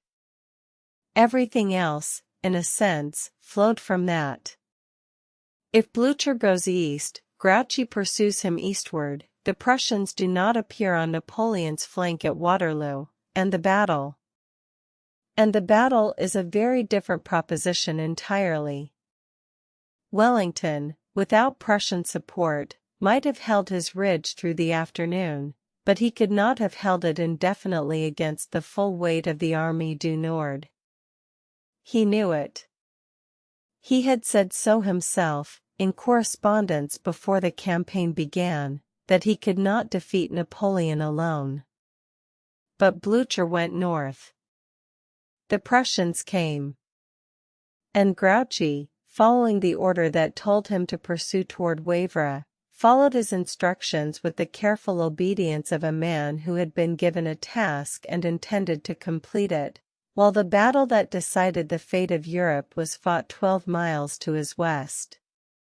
There is a letter, one of the most poignant documents in the archive of this campaign, that Grouchy wrote in his own defense after the battle, in the weeks and months when the recriminations began and every surviving general in the Armée du Nord was attempting to explain why it had not been his fault. Grouchy argued, with considerable justification, that he had followed his orders. He had been told to pursue the Prussians. He had pursued the Prussians. He had not been given authorization to exercise independent judgment and march toward the guns. He had asked for clarification and had not received it. He had done his duty as he understood it. The argument is not entirely wrong. The orders Napoleon gave Grouchy were genuine orders, not suggestions. The French military system under Napoleon was, in some respects, highly centralized. Napoleon expected his subordinates to execute his intentions precisely, and the history of the Napoleonic Wars includes many examples of marshals who got into serious trouble by exercising too much independent judgment. Grouchy had reason to believe that following orders strictly was the professionally safe course. But there is another tradition in military thinking, one that the Prussians, ironically, would develop more fully than any other army in the 19th century, that argues for what the Germans would later call Auftragstaktik, or mission command, the idea that a subordinate should understand his commander's intentions so deeply that he can exercise judgment independently when circumstances change, acting always toward the larger goal rather than the literal instruction. Napoleon himself had been the beneficiary of this kind of judgment from his best subordinates in earlier campaigns.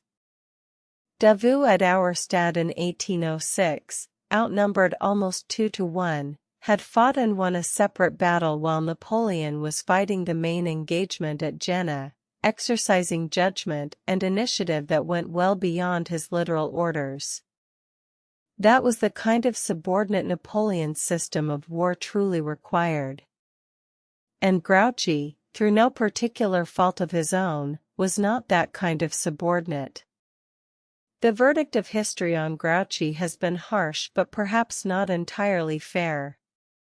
He was given an independent command for the first time at a moment of extreme operational complexity, under a commander who was not at his best, with incomplete intelligence, in difficult conditions. The failure was not solely his. It was the failure of a system that had sent 33,000 men in the wrong direction because the orders that directed them had been written without adequate consideration of what would happen if the Prussians recovered faster than expected. Napoleon, in his memoirs dictated on St. Helena, was characteristically unwilling to accept responsibility for the defeat. He blamed Ney for the cavalry charges. He blamed Grouchy for not arriving. He blamed Durlin for the mess of the 16th. He blamed the weather, the late start, the failure of his commanders to execute his intentions. He constructed, in the long years of his exile, an elaborate narrative in which he had done everything correctly and been undone by the incompetence of those around him. The narrative was persuasive because Napoleon was persuasive, and because he had the time and the intelligence and the access to his own papers to build it carefully. But historians who have examined the record have been consistently less generous. The delay on the morning of the 18th was Napoleon's responsibility. The vague and insufficient orders given to Grouchy were Napoleon's responsibility. The failure to pursue the Prussians more aggressively on the 17th was Napoleon's responsibility. And yet, and this is worth sitting with, as the night grows later and the fires on this imagined battlefield burn lower, there is something in Napoleon's position that deserves a degree of sympathy, or at least understanding, that is separate from the question of historical responsibility. He was 45 years old and unwell. He had been fighting almost continuously for 20 years. He had built an empire and lost it and rebuilt it partially and was now losing it again, and the physical and psychological cost of that trajectory was real and significant. The man who fought at Waterloo was not the man who had fought at Austerlitz. He was diminished by time and illness and the crushing weight of his own history, fighting a campaign he could not afford to lose with tools that were no longer quite what they had been. There is something genuinely tragic about it, if we allow ourselves to see it that way. Not the tragedy of a villain receiving his just deserts, but the tragedy of a man of extraordinary gifts who had been given, by circumstance and talent and ambition, a role larger than any individual could sustain indefinitely, and who finally, on a ridge in Belgium on a June afternoon in 1815, reached the limit of what he could do. Part 13, Grouchy at Wavre, the other battle nobody remembers. While the fate of Europe was being decided at Waterloo on the 18th of June, Marshal Grouchy was fighting his own battle at Wavre, about 12 miles to the east. It is a battle that history has largely forgotten, absorbed as it is into the immense shadow of Waterloo. But it deserves attention, not because it changed the outcome, but because it illustrates with painful clarity the operational tragedy of the 100 Days Campaign. Grouchy arrived in the vicinity of Wavre in the early afternoon of the 18th of June, his 33,000 men having marched through the mud and rain of the previous day and the clearing weather of the morning. He found the Prussian rearguard, a substantial force under General von Thielmann, the 3 Prussian corps, positioned behind the Dill River at Wavre, blocking the crossing and covering the movement of the main Prussian force, which was already well on its way westward toward Waterloo. Thielmann had roughly 17,000 men. Grouchy had 33,000. On paper, the outcome should not have been in doubt. But the Dill River crossing at Wavre was a difficult tactical problem. Defended bridges, stone buildings that served as ready-made fortifications, high ground on the Prussian side that gave the defenders significant advantages.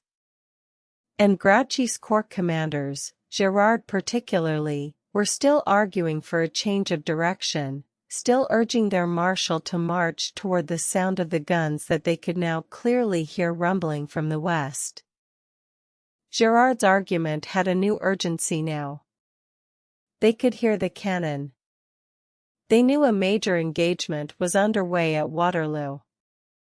Gérard pressed Grouchy again, march to the guns, support the emperor, fulfill the spirit of the orders even if not the letter. Grouchy refused. He would fight at Wavre. He would hold Thielmann in place. He would follow his orders. The battle at Wavre was a grinding, inconclusive affair. French infantry attacked the river crossings repeatedly and were driven back by Prussian fire from the high ground. Artillery exchanged fire across the river. Casualties accumulated on both sides. At one point, French troops managed to cross the river further downstream and began threatening Thielmann's flank, which led Thielmann to send urgent messages to Blücher at Waterloo requesting support or permission to withdraw. Blücher's reply came back laconic and characteristic: "Hold on, we are winning the main battle, we don't need you to withdraw." Thielmann held. And so Grouchy fought his battle at Wavre while Waterloo was decided without him.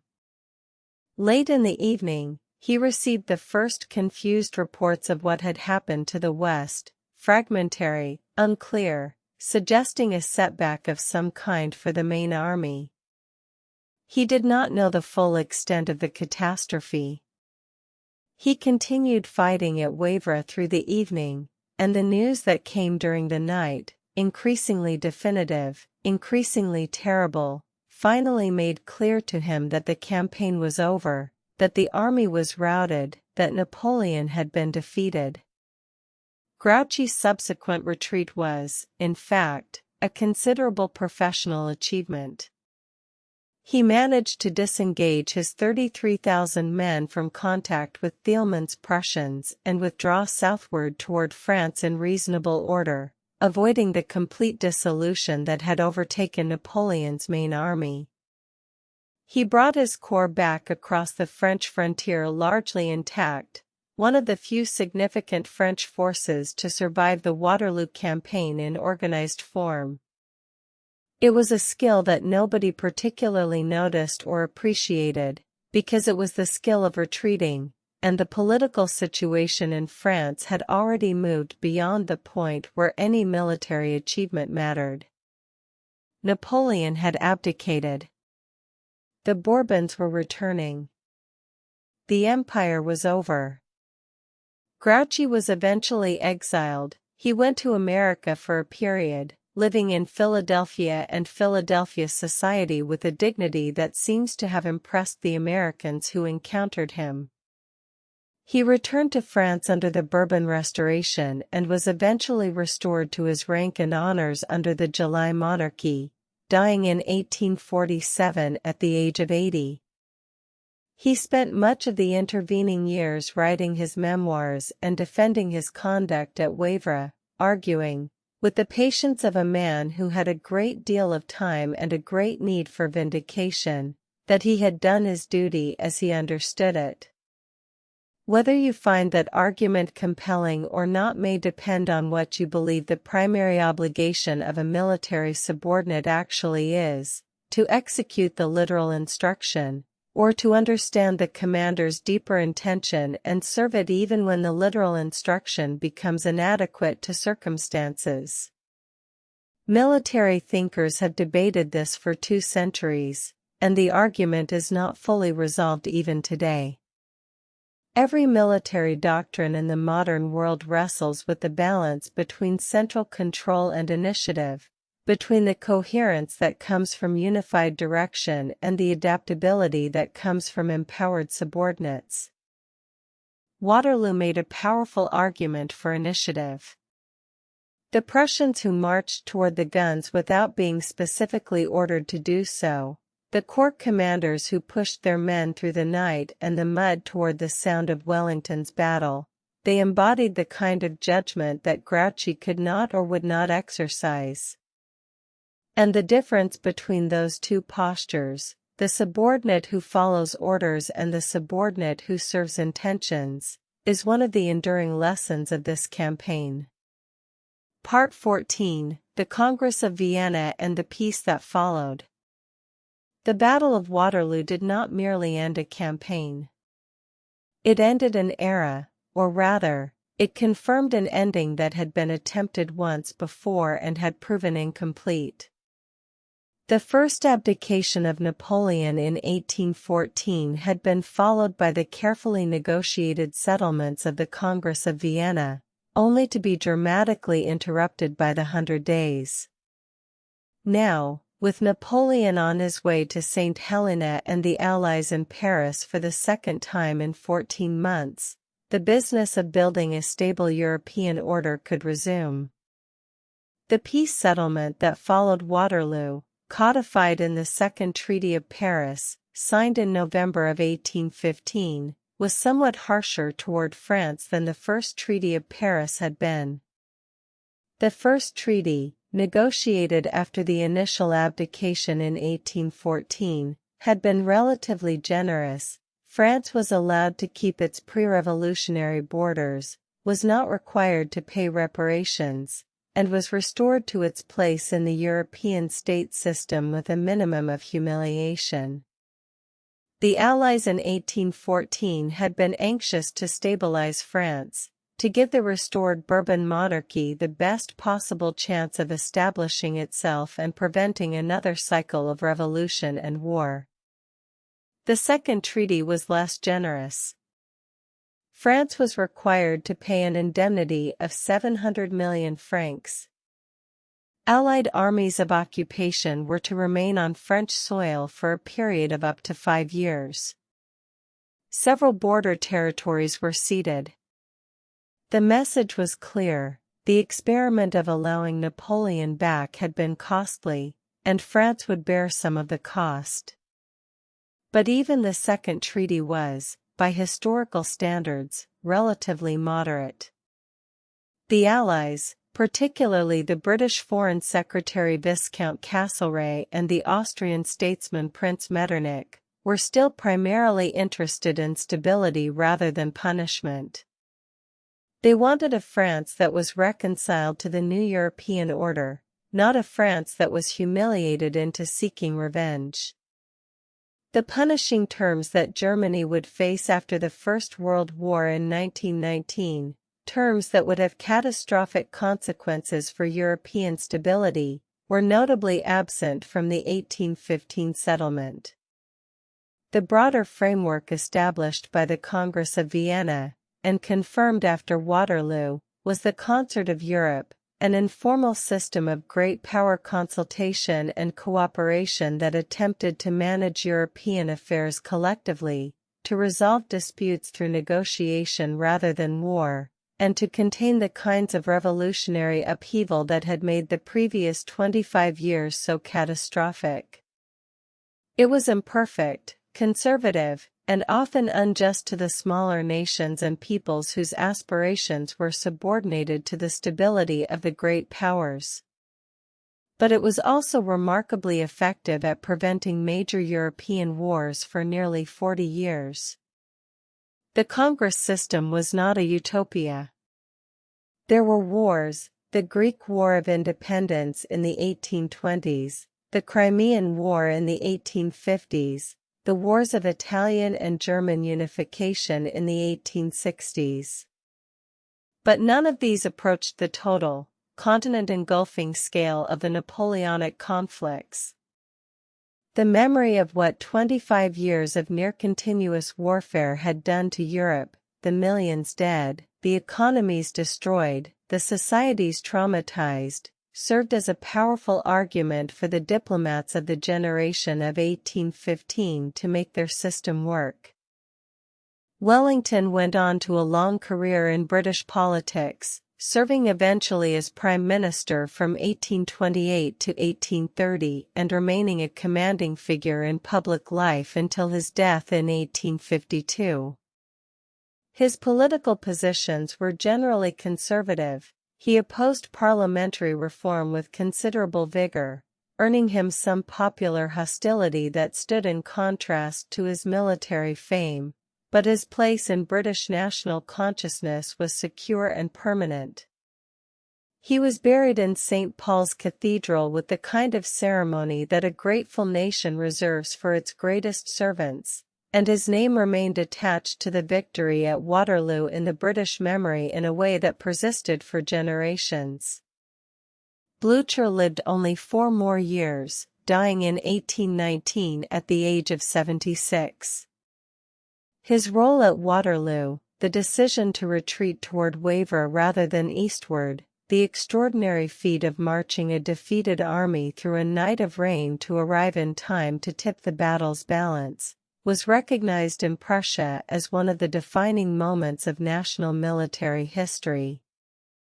The Prussian state would spend the next 50 years building on the institutional and doctrinal foundations that had been tested at Waterloo, developing the military system that would defeat Austria in 1866 and France in 1870–71, and establishing German military dominance in Europe for the following generation.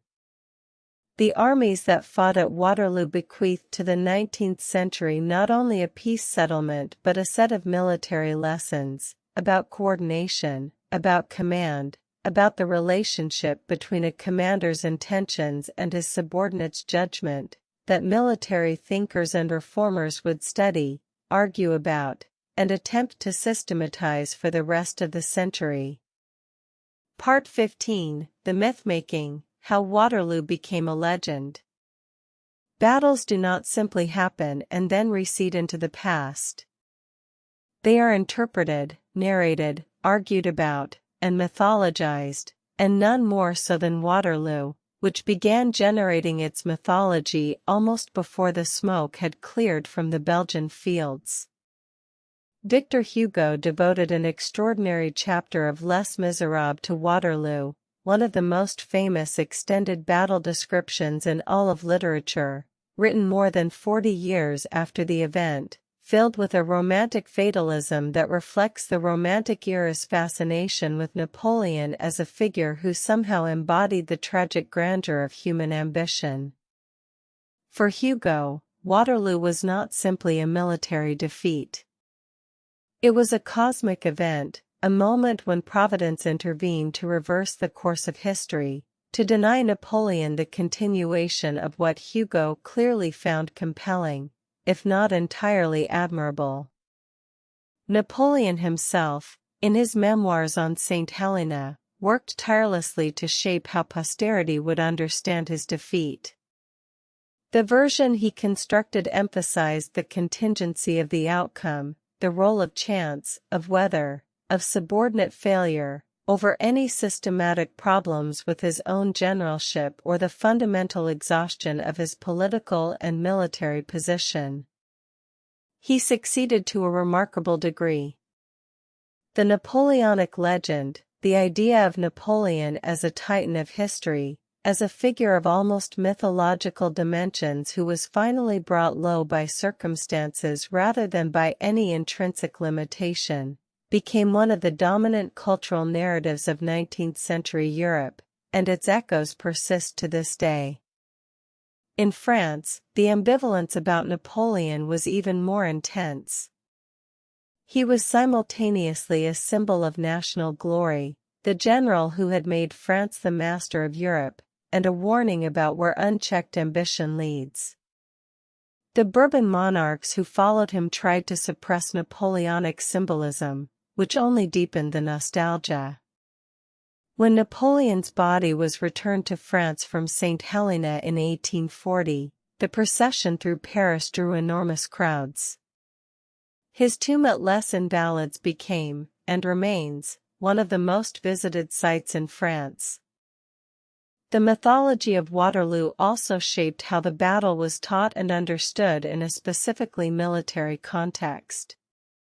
Staff colleges in Britain, France, Prussia, and eventually across the world used Waterloo as a case study, analyzing the decisions, debating the turning points, using the campaign as a lens through which to understand the principles of war and the complexities of command. The question of what Grouchy should have done became a standard exercise in military education, an illustration of the tensions between obedience and initiative, between the letter of orders and their spirit. Karl von Clausewitz, the great Prussian military theorist who served in the Waterloo campaign on Blücher's staff, spent the years following the battle refining the ideas that would eventually be published posthumously as Vom Krieg, on War, the most influential work of military theory in the modern era. His concepts of friction, of the fog of war, of the moral and psychological dimensions of military conflict, were all shaped in part by his direct experience of the Napoleonic campaigns. Waterloo was, for Clausewitz, not simply a battle to be analyzed tactically but an illustration of the fundamental nature of war, uncertain, contingent, shaped by human will and human limitation in equal measure. The phrase that Waterloo was a close-run thing became famous partly because it came from Wellington himself, the man who had won it, and it captured something essential about the battle's character. It was not an overwhelming Allied victory that swept away French resistance from early in the day. It was a contest that hung in the balance for most of its 12 hours, that could have gone differently at half a dozen moments, and that was finally decided by a combination of Allied steadiness, French miscalculation, Prussian determination, and the accumulated weight of small decisions made over the preceding 3 days. The order to Grouchy sits in the center of this complexity.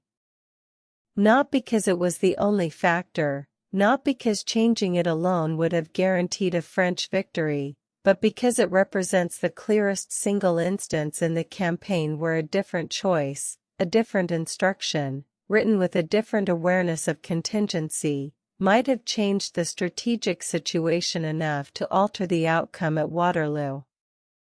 It was an order written in haste, under physical and mental fatigue, based on assumptions about the Prussian retreat that proved incorrect, sent to a commander who lacked the experience and the confidence to interpret it flexibly when circumstances changed.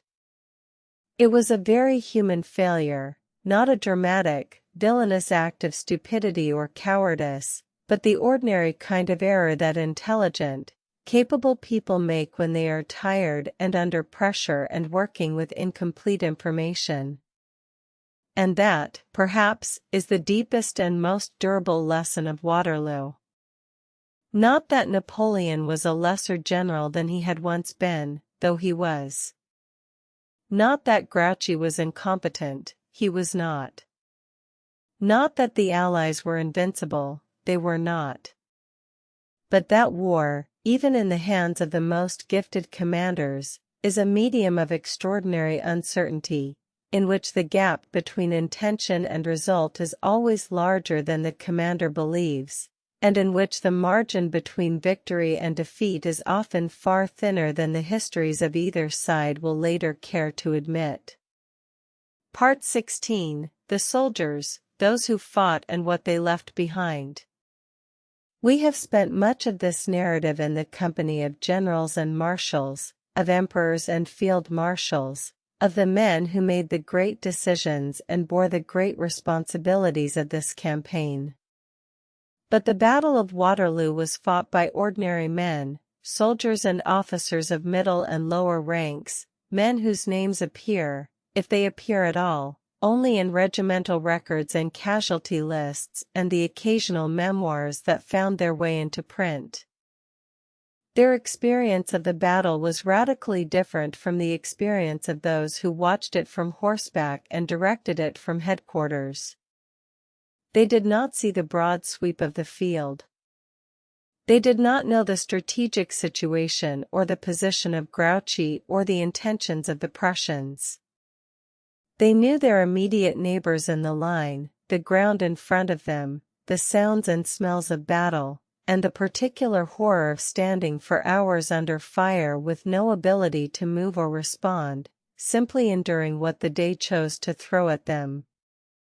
Sergeant D. Robertson of the 92nd Gordon Highlanders, who fought in the squares on Wellington's Ridge, wrote afterward about what it felt like to stand in a square during Ney's cavalry charges, the thunder of approaching hoofs heard before the horses were visible, the steadying commands of the sergeants and officers, the volley at close range that collapsed the leading horses and turned the charge, the agonizing wait before the next wave came. He wrote about the horses, the war horses of the French cavalry, dying in numbers that moved him, animals that had no choice in any of this. Private Matthew Clay of the 3rd Foot Guards described the fighting at Hougoumont in a memoir that was not discovered and published until the 20th century. He wrote about the smoke, the thick, choking smoke of musketry and the burning buildings, that made it difficult to see more than a few feet in any direction through much of the afternoon. He wrote about the heat of the fires, and the noise, and the particular fear of a man fighting inside burning walls, not knowing if the structure above him would hold. Corporal Johann Lindau, a German soldier in the King's German Legion who defended La Haye Saint under Major Bering, wrote about the moment the ammunition ran out, the growing desperation as the cartridge boxes emptied and the requests for resupply went unanswered. He described the final French assault, the fighting in the yard with bayonets and the butt ends of empty rifles, and the escape through the back of the building as the French came over the walls. From the French side, Captain François Dulon of the Imperial Guard described the advance of the Guard up the slope at Waterloo, the drums, the measured pace, the confidence that came from being part of the finest infantry in Europe, and then the sudden devastating volley from men who seemed to appear from nowhere, and the shock of finding that the Guard, the unbroken, the unconquered, was falling back. Lieutenant Hippolyte de Modet of the Old Guard left a memoir that described the final stand of the Guard squares in the gathering darkness, the 2 battalions of grenadiers forming their squares, fixing bayonets, and moving slowly back through the routing army as the Prussians and British closed in around them. He wrote about the order of the formation, the absolute refusal to break, the pride that sustained men in a moment of absolute catastrophe. These individual accounts, and there are dozens of them, scattered across archives and published collections in English, French, German, and Dutch, collectively paint a picture of the battle that no purely strategic analysis can capture. They show us what it cost in human terms to stand on that ridge, to defend those walls, to advance in those columns. They remind us that behind every tactical decision, every operational order, every strategic failure, there were men whose bodies bore the weight of the consequences. The medical situation after Waterloo was, by any modern standard, appalling. Surgeons worked through the night and the following days performing amputations and treating wounds with techniques that were crude by comparison with what was coming even a few decades later. The survival rates from serious wounds were low. Many men who survived the battle itself would die in the days following from infection, from blood loss inadequately treated, from the complications that followed operations performed in the field without anesthesia and without antiseptic. The local Belgian civilian population, whose fields and villages had been fought over, faced the aftermath of a battle they had not chosen and from which they derived nothing but destruction. Farms had been commandeered, crops trampled, animals killed, buildings burned. The process of clearing the battlefield, burying the dead, removing the wounded, disposing of the carcasses of several thousand dead horses, fell largely on local labor, organized by Belgian authorities and whatever military personnel could be spared. For many years after the battle, Waterloo remained a place of macabre tourism, visitors from across Europe who came to see the famous field, often guided by local Belgians who had been present and could point out where the squares had stood, where the guards had advanced, where Wellington had been when he gave the order to advance. Many visitors came away shaken, not by triumph but by the scale of what they saw, the burial mounds, the damaged buildings, the still visible marks of a battle in the landscape. The ridge of Mont Saint-Jean was significantly altered in the 1820s when the Belgian government constructed a large artificial mound, the Lion's Mound, to commemorate the Prince of Orange, who had been wounded on the ridge. The construction of this mound required removing significant quantities of earth from the original ridge, altering the terrain and making it permanently more difficult to reconstruct exactly how the battlefield had looked on the day of the battle. It is one of those historical ironies, the act of commemoration destroying part of what it was commemorating. Today, the battlefield is a UNESCO World Heritage Site, and it receives hundreds of thousands of visitors each year. There is a large visitor center and museum, the Memorial de Waterloo, opened in 2015 for the bicentenary. There are preserved buildings, Hougomont, partially restored, its bullet-marked walls still standing, La Haye Sainte, also preserved, the inn at La Belle Alliance, where Wellington and Blücher met in the late evening of the battle to confirm what had happened and plan the pursuit. Standing on the ridge at Mont Saint-Jean on a summer afternoon, looking south across the valley toward the French positions, it is possible, if you allow yourself the imagination, to feel something of what those soldiers felt. The ground is gentle and open, the distance is shorter than the dramatic language of the histories suggests. The ridge is low. The valley is shallow. The fields are still there, though they grow different crops now, managed by modern agriculture.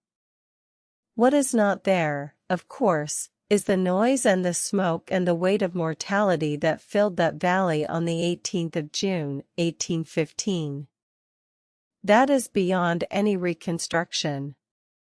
It lives only in the letters and memoirs and regimental histories of those who were there, and in the careful, respectful attention of those who choose to read them.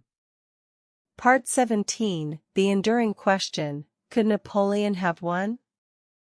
Let us return, gently and carefully, to the question that has animated military historians for 200 years. Could Napoleon have won at Waterloo? And more specifically, could a different order, written on the evening of the 17th of June, have changed the outcome? The counterfactual is the historian's most seductive and most dangerous tool. Used carefully, it can illuminate what was and was not contingent about historical events, what was determined by deep structural forces and what hung genuinely in the balance. Used carelessly, it becomes mere fantasy, disconnected from the actual constraints and conditions of the moment. Let us try to use it carefully. The case for the possibility of a French victory rests on several observations. First, the battle at Waterloo was, as Wellington himself acknowledged, an extraordinarily close contest through most of its length. Wellington's line was under severe pressure by the late afternoon. La Haye Sainte had fallen. The center was dangerously weakened. Had the Guards' assault been delivered with better coordination, with infantry support, with artillery preparation, at an hour earlier in the day, the result might have been different.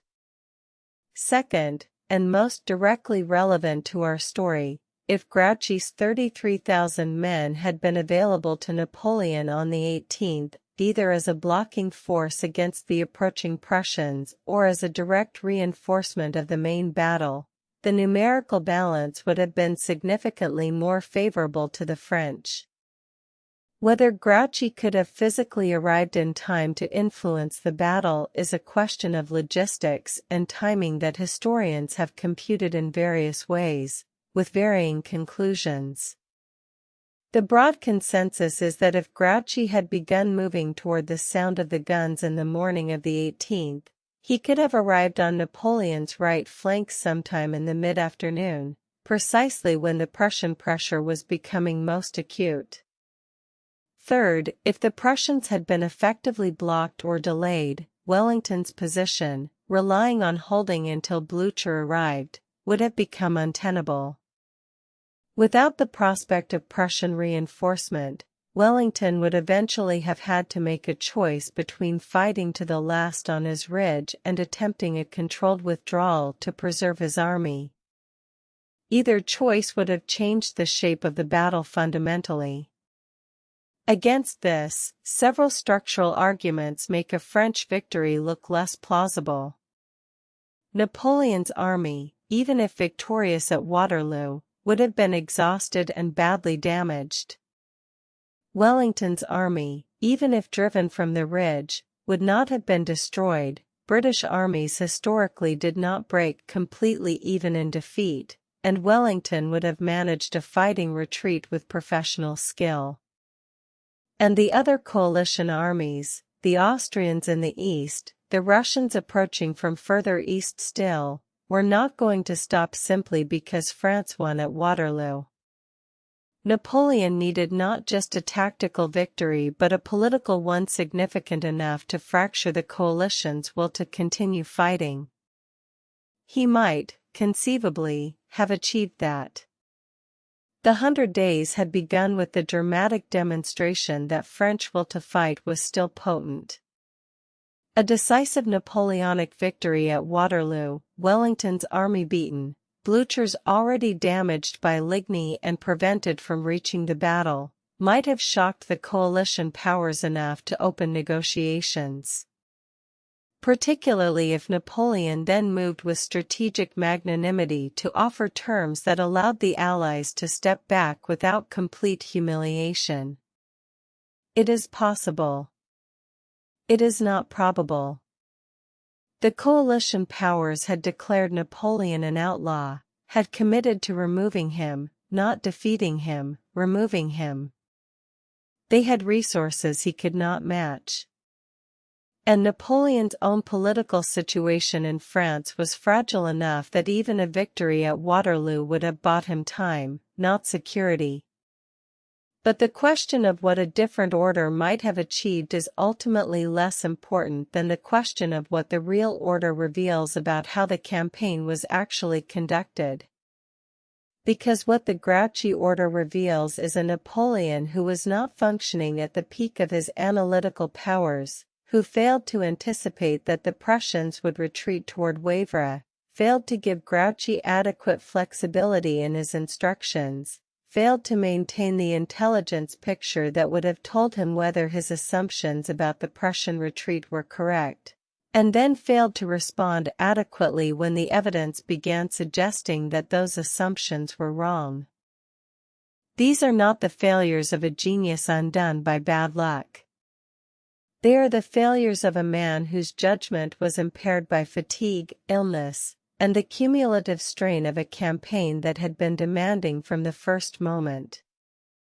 They are, in that sense, the failures of a man, not of a legend, not of a demigod of war, but of a human being who had been pushed past the limits of what human performance could sustain. And perhaps that is the most honest conclusion we can reach about the order that doomed Napoleon at Waterloo. It was not a single catastrophic blunder. It was not the work of a villain or a fool. It was the product of exhaustion, incomplete information, and the kind of optimistic assumption-making that tired minds are prone to, the tendency to believe that things will work out the way one needs them to work out, because the alternative is too complicated to deal with tonight. It was, in the most human and least heroic sense, a mistake. Part 18, Napoleon at St. Helena, the final chapter. Napoleon arrived at the island of St. Helena in October of 1815. He had surrendered himself to the British warship HMS Bellerophon in July, initially hoping, or perhaps performing hope, that the British government might treat him as a political exile and allow him to live quietly in England. The British government had no intention of doing so. St. Helena, a volcanic island in the South Atlantic, roughly 1,200 miles from the African coast, was chosen specifically because its remoteness made escape essentially impossible. He was 56 days at sea from Europe to the island. The crossing was uncomfortable, the Atlantic in autumn presenting the Bellerophon and its escort with weather that confined Napoleon largely to his cabin. He spent much of the crossing reading, talking with the officers and crew with whom he found himself unexpectedly at ease, playing cards, and beginning the process of thinking about how he would spend whatever time remained to him. St. Helena in 1815 was a small community centered on Jamestown, the island's main settlement. The British East India Company administered it, and the governor, Admiral Sir George Cockburn and later Sir Hudson Lowe, was responsible for Napoleon's custody. Napoleon was housed at Longwood House, a large but damp and uncomfortable building on a high plateau in the center of the island, where the winds blew almost constantly and the climate was considerably more unpleasant than the island's tropical latitude might suggest. Napoleon's relationship with his custodians, particularly with Sir Hudson Lowe, who replaced Cockburn in 1816, was almost perpetually contentious. Lowe was a cautious, anxious man who was terrified of the responsibility he carried and dealt with it by applying regulations with extreme strictness. Napoleon found him insufferable and made no effort to hide the fact. The petty disputes about Napoleon's title, about the radius within which he could move freely on the island, about the nature of his correspondence with the outside world, these consumed an enormous amount of energy on both sides and contributed to an atmosphere of grinding unhappiness at Longwood. What Napoleon did with his time at St. Helena was, in large part, what he had always done: he worked. He dictated. He told stories. He shaped his legacy with deliberate, systematic attention. The memoirs and conversations that his companions recorded, most extensively Los Cases Memorial de Saint Helene, published in 1823 and an enormous publishing success, created the Napoleonic legend that would dominate European culture for much of the 19th century. Napoleon's account of Waterloo, as recorded in the memoirs, was characteristically self-serving but also genuinely illuminating. He returned to the campaign again and again, refining his analysis, adjusting his emphasis, constructing an argument that the defeat had been the result of treachery and subordinate failure rather than any strategic or operational error on his own part. He was particularly harsh on Grouchy, less so than on Ney, whom he blamed for the cavalry charges and for the mess of the 16th of June, but still critical of Grouchy's failure to come to his aid. He was also capable, in his more reflective moments, of a kind of grandeur in how he thought about his own story. He understood that his career had been extraordinary beyond any reasonable expectation. He understood that he had changed the world, not only by his military campaigns but by the legal and administrative reforms that bore his name, the Napoleonic Code that shaped the legal systems of France and dozens of other countries for centuries, the reorganization of education and the church, the prefectural system of administration that survived him by 2 centuries. He is reported to have said, at various points in his exile, that they could not take from him what he had done, that the Code Civil, the legal framework that had rationalized and humanized French law, was worth more than all the battles.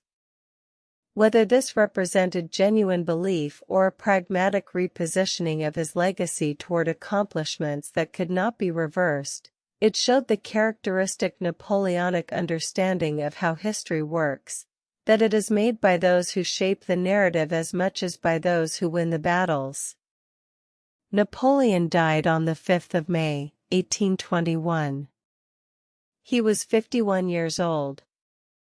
His last words, reportedly, included the names Josephine and the head of the army, 2 of the things that had defined his life. His body remained on St. Helena until 1840, when it was returned to France in the ceremony called the Retour des Cendres, the return of the ashes. His tomb in the Great Church of Les Invalides in Paris, designed on a monumental scale, remains one of the most visited sites in France, receiving more than 1 million visitors each year. He was buried in the center of a circular crypt, in a sarcophagus of red porphyry from Russia, a material that might be read as either a tribute to the scale of his ambitions or a pointed reminder of where those ambitions had ultimately led. Around the crypt, the names of his great victories are inscribed in the stone floor: Austerlitz, Wagram, Rivoli, Pyramids, Jena, Friedland. Waterloo is not among them. Part 19: What Waterloo Meant for Europe, the Long Peace. The century that followed Waterloo is sometimes called the Long Peace, a period of roughly 100 years, from 1815 to 1914, in which Europe did not experience a general war of the kind that had characterized the Revolutionary and Napoleonic era. It was not a century without conflict. There were wars, and some of them were serious. The Crimean War of 1853 to 1856, the wars of Italian unification in the 1850s and 1860s, the Franco-Prussian War of 1870 to 71, the Balkan crises of the late 19th century. But none of these were general European wars, involving all the great powers simultaneously, in the catastrophic way that the Napoleonic conflicts had been. The settlement of 1815, the concert of Europe, the balance of power arrangements worked out at Vienna and confirmed after Waterloo, deserves significant credit for this. It created a framework for managing great power rivalry that, however imperfect and however often tested, mostly held. The great powers disagreed, competed, threatened each other, and occasionally went to war, but they managed, for a century, to avoid the kind of general conflagration that had been the defining experience of the generation that fought at Waterloo. There is something almost wistful about this, considered from the perspective of what came after. Because the long peace ended in 1914 with the outbreak of the First World War, a conflict that made the Napoleonic Wars look, in terms of industrial mass destruction, almost modest. The Great War killed somewhere between 15 and 20 million people, destroyed 4 empires, reshaped the map of the world, and set in motion the chain of events that led to the Second World War, the Holocaust, and a century of violence that the diplomats of 1815 had managed, partially and imperfectly, to avoid. The generation of 1815 was not naive about the difficulty of maintaining peace. They were not sentimentalists. They were practical statesmen, many of them experienced in war themselves, who had seen what general European conflict cost and were determined to build a system that would prevent its recurrence. The fact that their system held for a century, however imperfectly, however unjustly in some respects, represents a genuine achievement of political and diplomatic management. Waterloo was the military event that made this system possible. Without the defeat of Napoleon, the Congress of Vienna's arrangements would have been overturned. Napoleon had already demonstrated that once, during the 100 Days. With Napoleon removed to St. Helena and the French army defeated, the coalition powers had the opportunity to build the institutional framework they had been constructing at Vienna. The battle that ended at La Belle Alliance on the evening of the 18th of June was, in this sense, not just a military event but a political and diplomatic watershed, the moment that made the long peace possible. It is worth remembering this when thinking about the order that doomed Napoleon at Waterloo. The consequences of that order, the consequences of 33,000 men marching toward Wavre instead of toward the sound of the guns, were not simply the defeat of Napoleon and the end of the 100 Days. They were, through the chain of consequence and the particular way that this military outcome shaped the subsequent peace settlement, a contribution to a century of relative European stability. History does not move in straight lines, and it is impossible to know what would have happened if Napoleon had won at Waterloo. Perhaps the coalition would have regrouped and tried again. Perhaps a negotiated peace would have produced a shorter but less stable settlement. Perhaps Napoleon's restored empire would have imploded for internal reasons within a decade.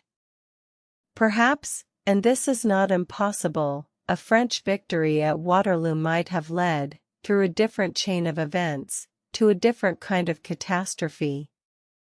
We cannot know. What we know is what happened, that an order was written, that a marshal followed it, that 33,000 men marched toward Wavre, and that on the evening of the 18th of June, 1815, as the sun set over the broken ridges of Waterloo, the Napoleonic era came to its final end. Part 20. The Lessons of Waterloo, Command, Contingency, and the Human Element. The study of military history carries a particular responsibility, the responsibility to extract from the past something that illuminates not merely the specific events being examined but the broader principles that those events exemplify. Waterloo is, in this sense, an unusually rich case study, because it demonstrates so clearly and at such high stakes so many of the fundamental challenges of command in war. The first lesson, the one most directly connected to our central story, is about the relationship between a commander's intentions and the instructions he gives to subordinates. Napoleon's intention was clear enough: keep the Prussians away from my main battle so I can defeat Wellington. The instruction he gave to Grouchy, pursue the Prussians to Wavre, was a reasonable implementation of that intention given the information available on the evening of the 17th. But it did not give Grouchy the flexibility to serve the intention when the specific instruction became inadequate. Great military thinkers after Waterloo, Clausewitz, Moltke the Elder, later Slim and Rommel, and the theorists of mission command, all grappled with this problem. How do you write orders that are specific enough to be actionable but flexible enough to serve the commander's intention when circumstances change? How do you cultivate subordinates who understand the spirit of instructions rather than merely their letter? How do you build an army that can exercise judgment without losing coherence? The Prussian military system of the later 19th century provided one influential answer: by developing officers through a rigorous education in strategic thinking, by making the commander's intent the central element of any order, by explicitly authorizing and even requiring subordinates to deviate from specific instructions when those instructions no longer served the larger purpose. The Auftragstactik system, mission command, was, in a very real sense, the Prussian army's response to Waterloo, and to the question of how a subordinate in Grouchy's position should have behaved. The second lesson is about the relationship between intelligence and decision-making. Napoleon at Waterloo was fighting with an inadequate picture of what his opponents were doing. He did not know with sufficient precision in which direction the Prussians had retreated. He did not know how quickly they were recovering. He did not know, until it was too late, that Blücher intended to march to Wellington's support rather than fall back on his own supply lines. And his cavalry, the arm traditionally responsible for reconnaissance, had been misused in Ney's frontal charges rather than deployed in the screening and information-gathering role for which it was suited. Good intelligence is the foundation of good command decisions. This is not a profound or novel observation. It was as well understood in 1815 as it is today. But Waterloo illustrates with painful clarity what happens when operational decisions are based on assumptions rather than confirmed facts, when a commander believes the enemy will behave in a particular way and builds his plan around that belief without adequately considering what he will do if the belief proves wrong. The third lesson is about the physical and psychological limits of command. Napoleon in 1815 was not Napoleon at Austerlitz, and the difference mattered. The delayed start on the morning of the 18th, the vague instructions to Grouchy, the failure to recognize and respond to the changing situation, these were not the products of a mind functioning at its peak. They were the products of a mind that was tired, possibly unwell, and operating under the weight of a political and military situation of extraordinary complexity. Modern military organizations have developed elaborate systems for managing this problem: structured rest requirements, dual key command arrangements that prevent any single fatigued commander from making unilateral decisions of strategic importance, medical oversight of senior commanders in extended operations. The recognition that human cognitive performance degrades under sustained stress and sleep deprivation is now fundamental to military medical doctrine. In 1815, it was understood only intuitively, if at all. The fourth lesson is about the danger of underestimating an opponent. Napoleon consistently underestimated Blücher, not the fighting spirit of his Prussians, which he respected, but the speed at which a defeated Prussian army could recover and resume effective operations. The assumption built into the order to Grouchy, that Blücher's army was too damaged from Ligny to threaten him at Waterloo, proved disastrously wrong. Blücher was made of sterner stuff than Napoleon allowed for, and the Prussian military system, its logistics, its officer corps, its ability to reorganize after a defeat, was more robust than French intelligence had assessed. Respecting your opponent enough to plan for his best response, rather than his most convenient response, is a principle as old as strategy itself.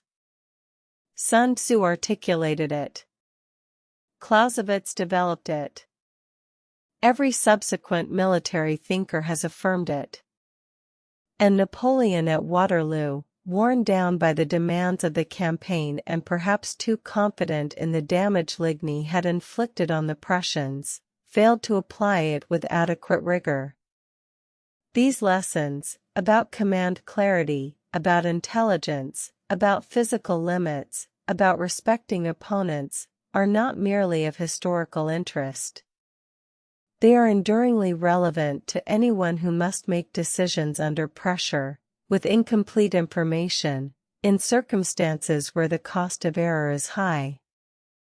The specifics of the Waterloo campaign belong to 1815, to muskets and cavalry and the mud of Belgian fields. The underlying challenges belong to every age. This is why Waterloo continues to be studied, debated, and narrated 2 centuries after the guns fell silent.